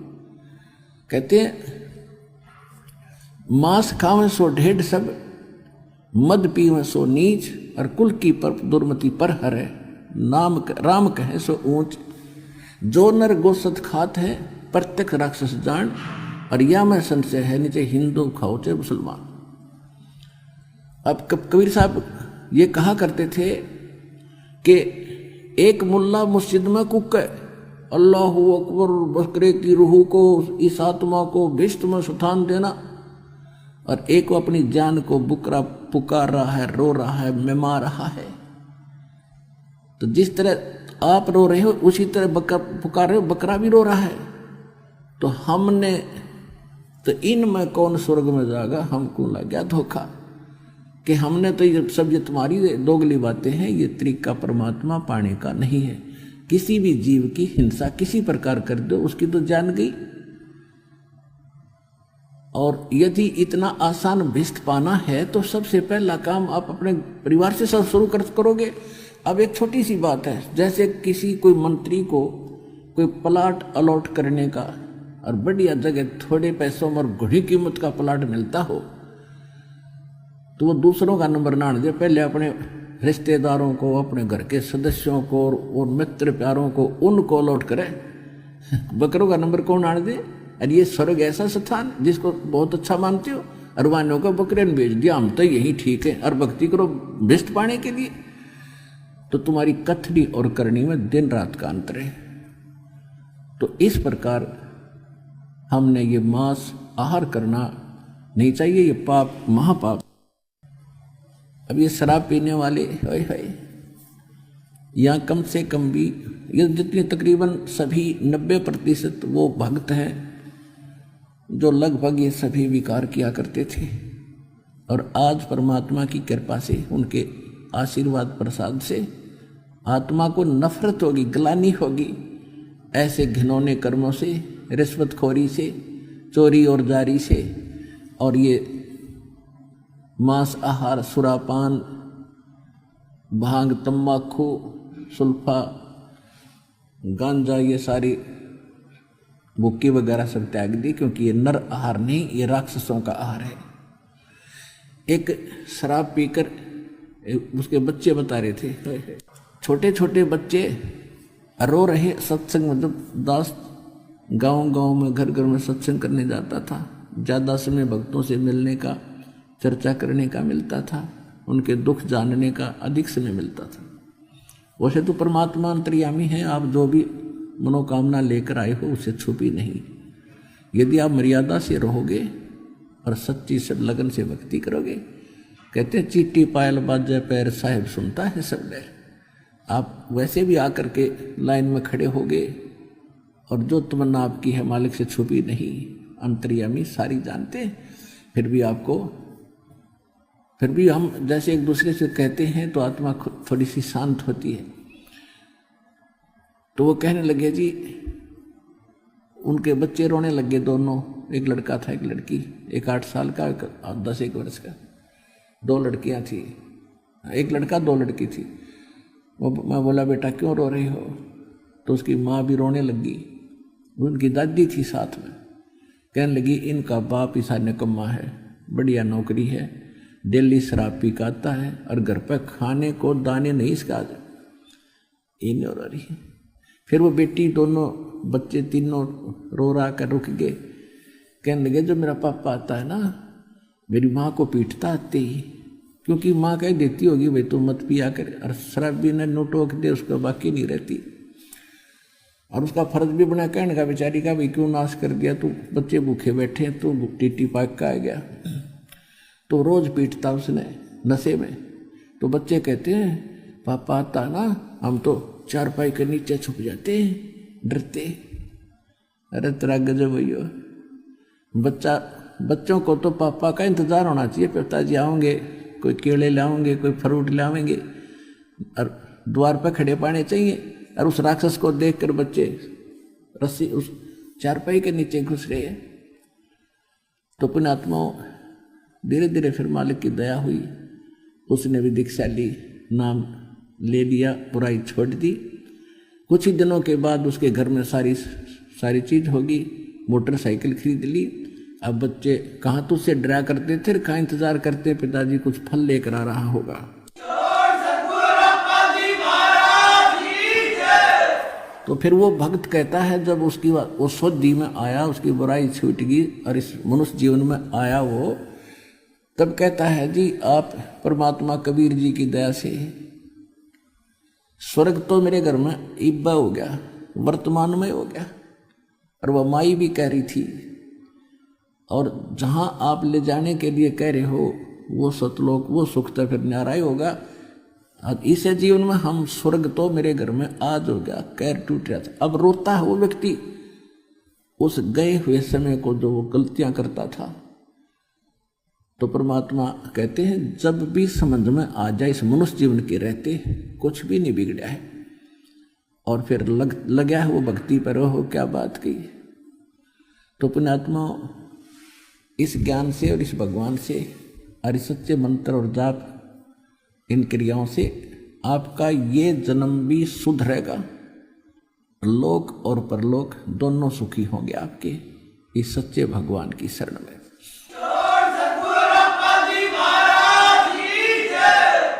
तो ये ऐसा क्यों हो गया कि समाज में बुराई घनी फैल गई और बच्चे देखा देखी बुराई ग्रहण करते हैं, देखा देखी अच्छा ही ग्रहण करते हैं। आप फिल्मों में देखते हो हीरो इतनी लंबी सिगरेट लाकर नोक लगाकर फुर फुर करेगा, तो बच्चे उन्हीं को देखते ये एक्टिंग फिर वो करते। तो इस मीडिया ने, फिल्मों ने सबसे ज़्यादा नाश किया हमारी इस जो है कल्चर का। इन्होंने हमें असभ्य बना दिया और उन्हीं को देख देख के कोई कैसी ड्रेस पहनते हैं, कोई कैसी ड्रेस पहनते हैं, कोई ऐसी बकवास करते हैं। तो उस बुराई को तो काल ने पैदा करना ही था, क्योंकि भक्ति युग आ गया, सबको बर्बाद करना था, बुराइयों से ग्रस्त करना था, भक्ति से हीन करना था, नकली संत भेज के इनको कति अज्ञान से भरना था। लेकिन अब समर्थ के पास वो क्रेन है तो कितना अड़ंगा डाल रखे और सारी न काट देगी और कति स्वच्छ कर देगा भगवान।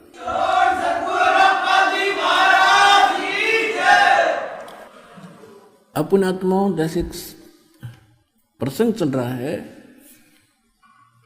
कि हम जैसे कर्म करते हैं वैसा ही फल हमें प्राप्त होता है। वो फल हमें तब तक प्राप्त होता है जब तक हम परमेश्वर कबीर जी की शरण में नहीं आते। परमेश्वर कबीर जी की शरण में आने के बाद ये करोड़ों पाप तो हमारे वैसे ही समाप्त हो जाते हैं जो आप डेली करा करते, हुक्का बीड़ी तम्बाकू शराब भांग पी के, और फिर सोच भी अच्छी नहीं रखते थे, हमसे कितने ऊपर थे, ठीक दिखा थे। अब हमारी अंदर की सोच भी सुधर गई, हम किसी का बुरा नहीं सोचते, हम सोचें भला हो किसी का, ना कर सके तो बुरा तो सोचना ही नहीं। और भला कैसे सोचते हैं कि आप और तो कुछ कर नहीं सकते, क्योंकि हम किसी को इतना धन भी नहीं दे सकते कि उसने धनी बना दिया, क्यों अपना भी बहुत छोटा है, और घना हो तो भी ये काम नहीं हो सकता। रही बात जैसे एक सबसे बड़ा धन हम उसको ये दिला देते हैं, उसको ज्ञान समझाते हैं, उसके पास जाते हैं, सबसे आप नाम लेकर ज्ञान होने के बाद इस प्राणी की ऐसी चेष्टा होती है कि जहाँ तक मेरी पहुँच है, कोई भाई है, बहन है, रिश्तेदार, रिलेटिव है, सबको बताऊं और ये ज्ञान समझाऊं, इनका उद्धार कराऊं। देख कितनी अच्छी सोच होगी। आप चर्चा करते हो किसी के पास जाकर, वो आपसे नाराज भी होता है, फिर भी कोशिश करते हो कि समझाऊं, ये बालक है, इसको ज्ञान नहीं है, मैं भी ऐसा ही था और पर हर में एक बार ऐसा ही सबके साथ होता है। तो फिर आप उस कितनी अच्छी सोच आपकी, इतना अनमोल काम कर रहे हो, उसका जीवन नाश होने से बचा रहे हो। और पहले ये सोच थी कि इसका नाश क्यों कर हो, यूँ तो घना पैसे वाला हो गया, इस तरह की गंदी सोच या काल की थी। और इब दयाल ने जो हमारी सोच बदल दी, हम भला सोचते हैं, बुरा नहीं सोचते, क्योंकि हम किसी का बुरा सोच कर भी नहीं कर सकते, क्योंकि उसने तो अपना कर्म प्राप्त होना है। और यदि हम किसी का बुरा सोचेंगे या करना चाहेंगे, हम कर भी नहीं सकेंगे और पाप के भागी साथ हो जाएंगे। इसलिए हमें भी ये एक टॉर्च, एक रोशनी, एक प्रकाश भगवान के ज्ञान का ये भी साथ है हमारी। तो ये हमें ये गलतियां नहीं करने देगा। हम कोशिश करते हैं भला हो, बुरा तो हमारे से डिक्शनरी से ही चला गया। तो फिर हम कितने पापों से बच गए। तो कहने का भाव ये है कि जब तक हम परमात्मा की शरण में नहीं आते तो हम अपना किया हुआ कर्म ही प्राप्त करते हैं, और परमेश्वर की शरण में आने के बाद फिर हम पाप कर्म को नहीं भोगेंगे और केवल पुण्य हमारे शेष रह जाएंगे। कैसे? जैसे पहले इस एक मेडिसिन की खोज नहीं हुई थी, एक दवाई की। जैसे खेत में खेती बीजता है, खेती बोता है किसान, उसमें खरपतवार भी बहुत उग जाता है। पहले उसका कोई विकल्प नहीं था, वो खरपतवार भी और फसल भी साथ ही पका करते थे उसके अंदर ही, गेहूं में। और अब एक ऐसी मेडिसिन दवाई होगी है कि उसको उसमें डाल देते हैं खेती में, वो खरपतवार को फूंक देती है और फसल को हानि नहीं करती। वो खरपतवार खत्म हो गया, जल गया, और फसल स्वस्थ होगी, क्योंकि वह स्वस्थ है और ज़्यादा, क्योंकि पहले वो हानि कर रहा था खरपतवार, उस खुराक ले रहा था उसकी, वो बच गई, वो और मजबूत और बढ़िया उपजाऊ यानी घनी उपज बनी। इसी प्रकार पहले हमारे इन सदग्रंथों में जो हम शिरोधार्य मानते थे, वेद और गीता, पुराण, कुरान, बाइबल, इनके अंदर वो मंत्र नहीं थे जिनसे पाप नाश हो सके। वो केवल अन्य लाभ अवश्य देते थे, उसमें पाप भी साथ फले थे खरपतवार की तरह। अब परमात्मा का वो सतनाम और सारनाम ऐसा है, इन पापों को नाश कर देगा, पुण्य सुरक्षित आपके ज्यों के त्यों रह जाएंगे फसल की तरह। तो ये तरीका, ये डिस्कवरी आज हुई है इस दास के माध्यम से। परमात्मा ने तो पहले ही दे रखी थी, लेकिन उसका पता नहीं था हमें। अब जैसे आज वैज्ञानिकों ने जो दवाई की खोज की है, ये तो मटेरियल ये पहले भी उपलब्ध थी, लेकिन बना नहीं पाए थे। तो इसी प्रकार ये हमारे सदग्रंथों में, ये सभी सदग्रंथों में ये मंत्र उपलब्ध थे, लेकिन कहीं कहीं रखे थे। तो उनको तो वैद्य ही या वैज्ञानिक ही बना सकता है। वो दवाई, वह औषधि इस दास ने तैयार कर दी, यानी खोज ली भगवान की बताई हुई, और इसको खाओ और अपना कल्याण कराओ, मोक्ष प्राप्त करो। अब परमात्मा जब आए थे, प्रत्येक को ज्ञान समझाया करते थे। हिंदुओं को भी कहते थे कि तुम सत साधना ना करके गुमराह किए हुए हो इन भोली आत्मा। हिंदुओं के गुरुओं को कहते थे कि तुम इन भोली आत्माओं को भ्रमित किए हुए हो। आप जिन भगवानों की भक्ति करते हो उनसे आपका मोक्ष नहीं हो सकता, आपके पाप भी नाश नहीं हो सकते। एक समय एक ब्राह्मण परिवार कैर टूट रहा, उसके घर पे 2 लड़के 2 लड़की, चारों मेंटली डिस्टर्ब, और उसकी पत्नी के ऊपर ये भूत प्रेत का बाधा। और परमात्मा यानी कबीर परमेश्वर जी रामानंद जी के पास जाते थे, क्योंकि परमात्मा जी ने स्वामी रामानंद जी जो एक ब्राह्मण थे, बड़े विद्वान माने जाते थे वेदों और गीता के पुराणों के, उनको ज्ञान से परास्त करके सच्चा ज्ञान उनके हृदय में भरने की चेष्टा किया करते थे, जाते थे, समझाते थे। तो उस समय, एक समय की बात है, रामानंद जी के पास वो ब्राह्मण आया जिसका परिवार घना दुखी था। कबीर परमात्मा वहां बैठे थे और उस ब्राह्मण ने बताया कि हे गुरुवर, हे स्वामी रामानंद जी, आपने जो भी क्रियाएं मुझे बताई हैं मैंने सारी कर ली। कोई जंतर मंत्र बताए थे या कोई और भजन करने को बताया था, कोई दान पुण्य कहा था, मैंने सारा कर दिया, लेकिन मुझे कोई राहत मिली नहीं महाराज जी। और मैं आपसे पहले और भी बहुत से संतों के पास गया था, तो उनसे भी मुझे कोई राहत मिली नहीं। तो रामानंद जी ने कहा कि देखो बच्चा, कुछ ऐसे कर्म होते हैं, पाप होते हैं जो भोगने ही पड़ते हैं, उनको वो आपके प्रारब्ध में लिखे हुए हैं। प्रारब्ध में, प्रारब्ध क्या होता है कि जैसे आपके पूर्व जन्म के पुण्य और पाप इकट्ठे हैं, संग्रहित हैं। जिनके पुण्य थोड़े हैं और पाप घने हैं, तो पुण्यों का भी रेशो ले लिया, जैसे 40% ले लिए पुण्य और 60% पाप ले लिए, और उन दोनों को रेशो बना दी, या उन पुण्यों में से 20-20% ले लिया, तो उनका बना करके एक प्रारब्ध यानी जीवन बना दिया कि इसमें इतने दुख पाओगा, इतने सुख प्राप्त होंगे, ये तो होंगे ही होंगे। इसको प्रारब्ध बोलते हैं, जो किस्मत में लिख दिया, मस्तिष्क में जो रेख लिख दी, अंकित कर दिए, ये तो भोगने पड़ेंगे। रामानंद जी कह रहा था कि बेटा इन क्रियाओं से भी तुझे राहत नहीं मिली, तो ये साधना जो तूने की है इससे कोई राहत नहीं मिली, तो तेरे प्रारब्ध के पाप कर्म हैं, ये तो तुम्हें भोगने पड़ेंगे आजीवन। अब वो हताश हो गया और कहा बेटा भक्ति तो करनी चाहिए, करता रहे। अब परमात्मा बैठे थे, स्वामी जी आप वेदों को सत्य मानते? रामानंद जी को कह रहे थे। स्वामी रामानंद जी कहने लगे, हो वेद तो एक नंबर के सदग्रंथ हैं, इनको कौन असत्य मान सकता है? तो उन्होंने कहा कि यजुर्वेद अध्याय नंबर 8 के, वो परमात्मा ने पूछा क्या इन वेदों में कहीं ऐसा लिखा है कि पाप नाश हो जाते हैं? तो स्वामी रामानंद जी कहने लगे नहीं नहीं, वेदों में कहीं ऐसा नहीं है, किया कर्म तो भोगना ही पड़ेगा और पाप नाश नहीं होते, पाप नहीं कटते। परमेश्वर ने कहा कि यजुर्वेद अध्याय नंबर 8 के और मंत्र नंबर 13 में, स्वामी जी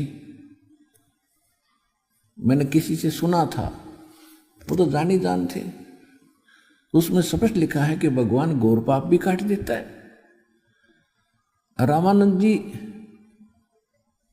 समझ गए, कति चोट मार दी तरले गड़े पे, नीचे वाले पे। तो कहने लगा कि बेटा, कहने लगे बच्चा बिल्कुल सही लिखा, क्योंकि उसको याद थे, कंठस्थ थे सारे वेद। तो इसके विषय में परमात्मा कहते हैं कि मोती मुक्ता दर्शत नाही, ये जग है सब अंदरे, और दिखत के नैन चश्मिन का फिरा मोतिया बेंद्रे। वेद पढ़े पर भेद न जाने, ये बच्चे पुराण 18, और जड़ को अंधा पत्ते खुआवे, पत्थर की पूजा करे, ये भूल गया सृजनहारा। ये बताया है कि ये मोतियाबिंद था इनके अज्ञान का। वेद पढ़े और भेद नहीं समझे, और फिर पढ़े पुराण 18, और फिर कहते जड़ की पूजा करे, भूल गए सृजनहारा। अकल है तुम्हारे अंदर। अब रामानंद जी कहने लगे हाँ ऐसा तो है बच्चा, उसमें तो लिखा है। फिर आप वेदों के मर्मज्ञ हैं और वेदों अनुसार आपने इनको भक्ति भी बताई है, इनके पाप नहीं कटे, तो इसका कारण क्या है? अब रामानंद जी कहते जी कारण का तो मुझे नहीं मालूम। ये तो सिद्ध है कि आप जो साधना वेद अनुसार, गीता पुराण अनुसार करते हो, उससे हो ही नहीं रहा आपका कोई, यानी पाप नाश हो ही नहीं रहा। और पाप नाश नहीं होगा इतना दुख नहीं मिटे, क्योंकि पाप से ही दुख प्राणी को होता है। फिर आप कहते हो कि भक्ति कर लो, ये भक्ति कर लेगा। किसी के पैर में कांटा लगा हो और वो जाए, उसके कारण पीड़ा है, कांटा उसको नहीं दिखाई दे रहा, अंदर ठुक गया, और किसी के पास जाता, उसने देख जाकर बता दिया कांटा लगा भाई, इस कारण से पीड़ा है, और वो कोशिश करता, वो कांटा नहीं निकलता है, फिर क्या सलाह देता है कि कांटा तो निकला नहीं, अब जूते पैर ले, आगे कांटा नहीं लगेगा। जूते तो पहनने चाहिए, अरे कांटा लगे पैर में, जूता पहने नहीं जा, वो कांटा निकले, और फिर सलाह दे भाई आगे मत निकाल दिए इसने, ना तो बहुत दुखी हो जाएगा। तो वो इस डर से फिर वो कांटा निकलने के बाद जूते पहनेगा, क्योंकि वो पीड़ा से परिचित हो चुका है, फिर वो जूते कभी नहीं उतारेगा। तो यहां जितने भी भक्त आ रहे हैं, ये कर्मों के कांटों से इतने ग्रस्त हैं, 6-6 कांटे लग रहे इनके, 10-10। अरे परमात्मा के पास सारे औजार हैं, सारे काट देगा, और फिर इनको सलाह दी जाएगी कि आगे से गलतियां मत करना, ये राम नाम का जूता मत निकाल देना, तो ये सारी जिंदगी नहीं निकाल सकते।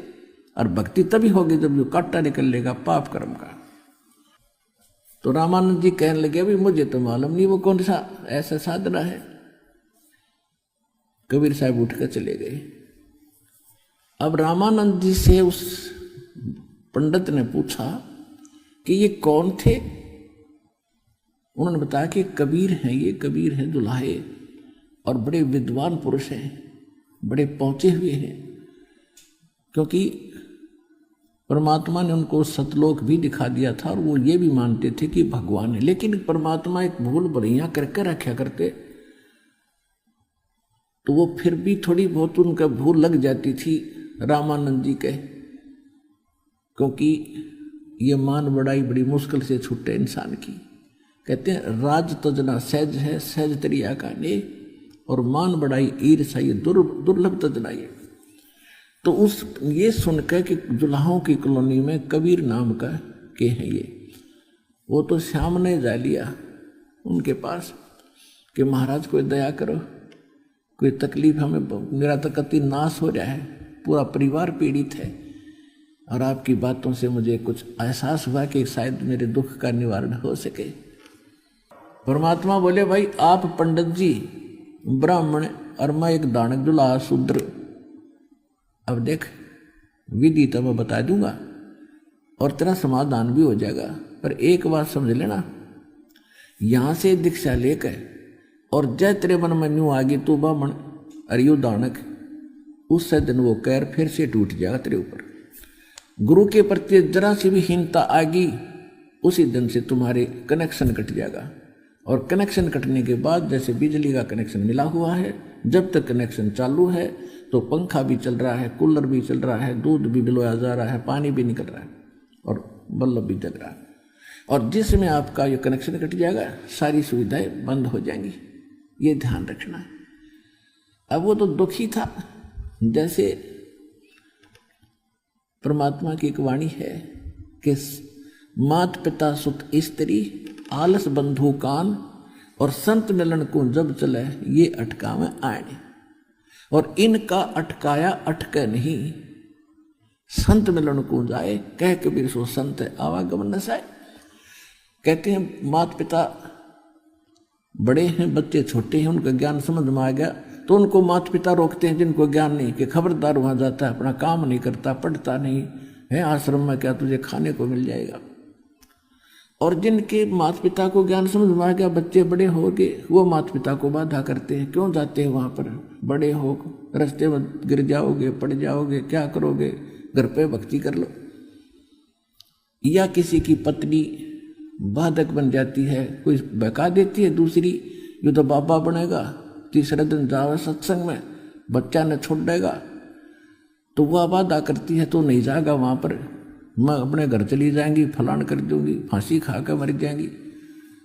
अब ये किसी की पत्नी अगर चाहती है भक्ति करूं, वो शराबी को अभी आदमी हो या वैसे कोई ठेकेदार बना हो, वो उस पत्नी ने नहीं आने देता।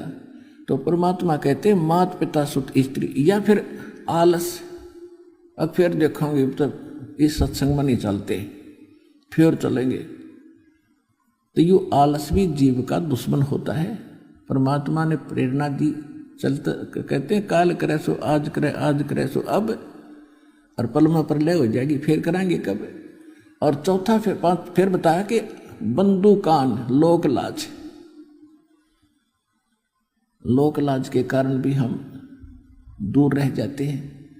क्या देखते हैं, कई भक्त शुरू में आते थे हमारे पास, कोई लेकर आता था अपने मित्र प्यारे रिश्तेदार को, अब वो आते ही दंडवत करता, और वो नो का नो खड़ा ऊंट सा, वो देखा ये क्या बकवाद कर रहे हैं, क्यों वो चौधरी साहब है, उसने शर्माव प्रणाम करते हैं ना, तो वो फिर घर जाकर कहे तो भाई निकम्मे आदमी जानते, सीधे पड़े लंबे पड़ते हैं, ये तो वहाँ ऐसे लौटते हैं, 20 जगह वो बकवाद करे, फिर उसकी मजाक करें सब भगत की कि तुम तो मुसलमान बन गए, तुम वहाँ ऐसा करते हो। तो वो लोक लाज के कारण ये थी, उनकी बातों में आके और वो भगत डगमग हो जाता है, तो वो भगत गया काम तय। तो परमात्मा कहते हैं इस लोक लाज से भी जो नहीं हिचकता और अपने उद्देश्य को नहीं छोड़ता, उसके विषय में कहते हैं कुल करनी के कारण, कुल की करनी उनकी मर्यादाओं का निर्वाह करते करते और उसकी लोक लाज में हंसा गया बिगो, यानी भक्ति छोड़ गया तो उसका तो नाश हो गया, बिगो माने नाश हो गया, डूब गया, भक्तिहीन हो गया। और तब वो कुल के कर लेगा जब तू 4 पाया का हो, जब गधा बनकर, भैंस बनकर, गाय बनकर बंधेगा, खुटेगा, तब वो कुल के सहारा देगा तेरे को। तो इन बातों को याद रखे ये तो 2 दिन के लोक लाजे, मृत्यु हुई और फिर पशु बने पाए तुम। तो फिर कहते हैं मात पिता सुत स्त्री आलस बंधु कान और संत मिलन को जब चलाइए अटका में आने, इनका अटकाया अटके नहीं। और फिर संत मिलन को जाए, कह कबीर सो संत आवागमन नसाए। एक भक्त कह रहा था,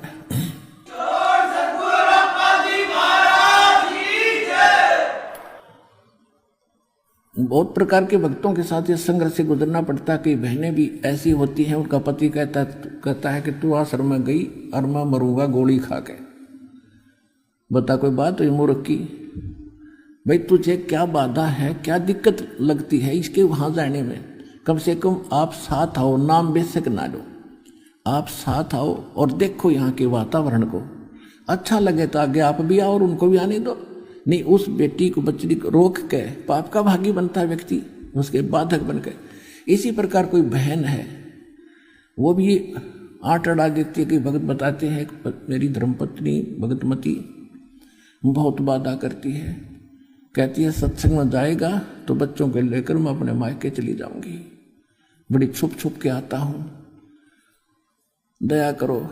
तो ये इस तरह की बाधाएं काल ने पैदा कर रखी है कि भक्ति ना करे और कितने धक्के खा ले और कुछ भी अच्छा बुरा करे, कोई नहीं कहेगा क्यों कर रहा है।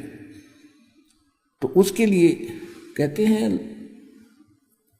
लोक लाज मर्याद जगत की, और कहते हैं तरण जो तोड़ बगावे, जब कोई राम भगत गत पावे।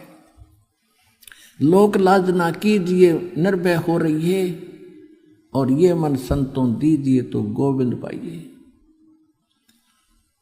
कहते हैं अब जैसे मीराबाई को भी यही इन्हीं बाधाओं का सामना करना पड़ा था, लेकिन तोड़ गई सब जंजीरों को। आज उस बहन का नाम उन महापुरुषों में, पुण्यात्माओं में सबकी जुबान पर है। और यदि वो लोक लाज में आके और मर्यादाहीन और भक्तिहीन हो जाती तो कोई ना याद करता कि कितनी बहन मरे। और जब तक ये पृथ्वी रहेगी मीराबाई का नाम रोशन रहेगा, क्योंकि उसने लोक लाज तोड़ के भगवान, संसार छोड़ के भगवान से जुड़ी और उसको तन मन धन से निभाया। इसी प्रकार जो भक्त भक्ति करेगा, इन बाधाओं से चीरता हुआ चलना पड़ेगा, परमात्मा आपके पल पल पर साथ देगा। एक भक्त कह रहा था कि मेरी पत्नी ने ऐसे बाधा की, मैं उससे छुप कर नाम लेने के लिए आ गया। उसको पता नहीं के भूतनी बड़ी, उसने फोन कराया, कहाँ हो? मैंने कहा मैं ऐसे ऐसे किसी काम वस्ता रहा। नहीं, तू नाम लेने गया है, मैं अपने घर जा रही हूँ। उसको तू बता के भी ना आया था, देख काल किसा दुष्ट है, उसको प्रेरित कर दिया। तू कह रहा था मैं आधे रास्ते आ लिया था कि तो जाओगी तो जा, देखी जाएगी। तो कल न और कोई आंट ला के जाएगी, यूँ काम तक करूँ, पहले नाम ले गया, वो अपने चली गई घर पे। आगे परमात्मा ने दया करी, सद्बुद्धि आ गई। फिर उस बहन ने भी नाम ले लिया कुछ दिन के बाद। तो ये काल के दूत भी आपस में, क्योंकि ये प्रेत आत्माएं जो भ्रमित हैं, ये भी सबके घरों में बैठी हैं। उनको पता है कि यो नाम रिया भक्ति यहाँ आई, हर थारी यहाँ से छुट्टी, तुम भागोगे यहाँ से। तो वो कराते आदि बकवाते। और परमात्मा क्या कहते हैं, देवी देव ठाडे बहे हमको ठोर बताओ। परमात्मा कबीर जी का नाम लेने के बाद ये सभी देवी देवता भूत पितर उस घर को छोड़ जाते हैं, क्योंकि उनकी पूजा वहाँ नहीं होती। तब परमात्मा के पास, कबीर जी के पास आए, कहा कि आपकी भक्ति जो करते हैं उन्होंने हमारी सब साधनाएं त्याग दी, अब हमें जगह बताओ हम कहाँ जाएं। तो कबीर साहब कहते हैं जो मुझको पूजा नहीं उनको लूटो खाओ, जो मेरी भक्ति नहीं करते तुम्हारे लिए छोड़ रखे, उन पर प्रभाव पिंड जाओ। देवी देव ठाडे भये आके खड़े हो गए मेरे पास। कबीर साहब कहते हमको ठोर बताओ। कबीर साहब कहते हैं जो हमको पूजे नहीं उनको लूटो खाओ। एक परिवार कह रहा था जी हम नाम ले गए, हम प्रेत बाधा से घने पीड़ित थे, घने दुखी हो रहे थे, कति जुल्म था, हमारे कैर टूट रहा था। अब वो नाम लेने के बाद वो सारे हमारे थे वो हमारे दादे परदादे, कोई मर रहा था भाई भतीजे, वह सारा ग्रुप वहीं रहा करता। तो फिर वो निकल गए वहां से, वो दूसरे परिवारों में, वो तो सारे सपट्टे करा करते, उन्हें भी दुखी रखे थे, हम भी दुखी थे, वो भी इलाज कराते थे, हम भी कहीं से इलाज करा रहे थे, कुछ नहीं हुआ था। फिर वो हमसे निकल गए सारे और उनमें चले गए दूसरे परिवार वालों में, क्योंकि तो साझले पित्र थे सबके, कोई दादा था, कोई परदादा था, कोई चाचा ताऊ था। उनको ज्यादा दिक्कत होने लगी तो गए फिर किसी के पास, इन झाड़ पूछ वालों के पास। उन्होंने कहा, वो बूटा बोला कि उनने तो अपना प्रबंध करवा लिया और वहां हम नहीं जा सकते। तो उस होते हैं झाड़ फूक करने वाले, वो कहने लगे उन्होंने कोई जंतर मंत्र कर दिया और तुम्हारे ऊपर छुड़वा दिए। वो इतनी बुद्धि उनके अंदर। और वो दूसरे सारे हमारे साथ भगत कह रहे थे, हमारे साथ लड़ने लगे, ये तुमने जंतर मंत्र करवा दिया, सारे भूत हमारे छुड़वा दिए। तो हमने कहा, उनको समझा ही रखा था, बेटा कोई ऐसे होता ऐसा बताना चाहिए, हम किसी के भूत नहीं छुड़वाते। हमारे यहाँ जैसे किसी कमरे में ऑल आउट लगा दी, ऑल आउट लगने के बाद मच्छर नहीं रहते, वो भाग जाते। तो उन भक्तों ने तो ऑल आउट लाली भगवान के नाम की भक्ति की, वो सारे मच्छर फिर पड़ोसी आएंगे जाएंगे, भाई कीते जाओ, फिर वो उन मच्छरों का क्या ठेका। अब उनको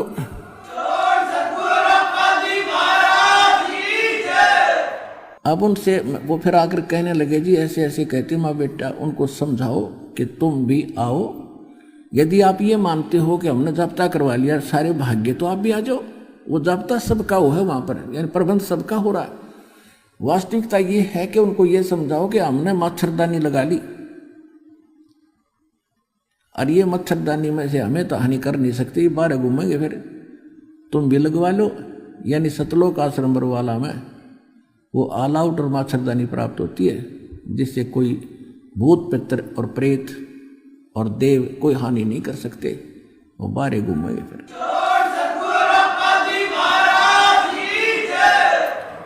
तो प्रसंग चल रहा है कि वो एक ब्राह्मण बैठा था, उसको परमात्मा कह रहे थे कि आप ब्राह्मण और मैं एक दानक शूद्र, यदि आपने दीक्षा लेने के बाद आपके किसी के कहने से भी मन में न्यू आ गई अक में या तो बेइज्जती होगी, तो उसी दिन तेरा नाम खंड और भक्ति खत्म हो जाएगी तेरी, फिर वो दुख जो के तुम बने रहेंगे। अब वो दुखी था, दुखी आदमी ने कौन, लोग लाज तो बहुत दूर की बातें हैं, कहने लगे महाराज घना तंग हो लिया मैं, और कुछ भी कहो समाज में आपके प्रत्येक आज्ञा का पालन करूंगा और आप मेरे भगवान, मैं आपका बालक है। तो परमात्मा ने कहा ठीक है भाई, ये नाम ले, और सारे परिवार ने दीक्षा दिला। अब जल्दी से विश्वास नहीं होता, वो पहले खुद नाम लेकर गया, उसको ऐसा लगा जैसे टनों वजन उसके सिर से हटा दिया हो। फिर पहले वो लिया दोनों लड़कों को, पागल हो रहे, पागल ने ऐसे करे बैठे, नो देख सारे दिन उनके उनने में लटपट रहे, परमात्मा के पास ले आया उठा के। परमात्मा ने दया करी, धीरे धीरे उनको कुछ वो भक्ति करने लगे और वो ठीक हो गए दोनों बच्चे। फिर बेटियों को लाया, वो भी स्वस्थ होगी, उसकी पत्नी भी साथ आई, यानी पूरे परिवार को दीक्षा दे दी परमात्मा ने। ऐसा स्वस्थ हो गए, ना जाने कितने उनके ऊपर कर्ज हो गया था, कुछ ही दिनों में दाता की दया से वो कर्ज मुक्त भी हो गए, घर भी स्वस्थ हो गया। पहले प्रत्येक रिश्तेदार भी उनसे दुखी थे कि ये आदमी आ गया और कुछ 150 रुपये मांगन आया होगा। तो उसके बाद जब उसकी वो सचीची बदली तो सब दांतों तले उंगली दबा रहे थे, यानी पाप कर्म परमात्मा ने काट दिए। पापों से दुख था, कष्ट था, तो समर्थ का शरणाग हो, रंग होरी हो, भाई कदे न हो ए काज राम रंग होरी हो।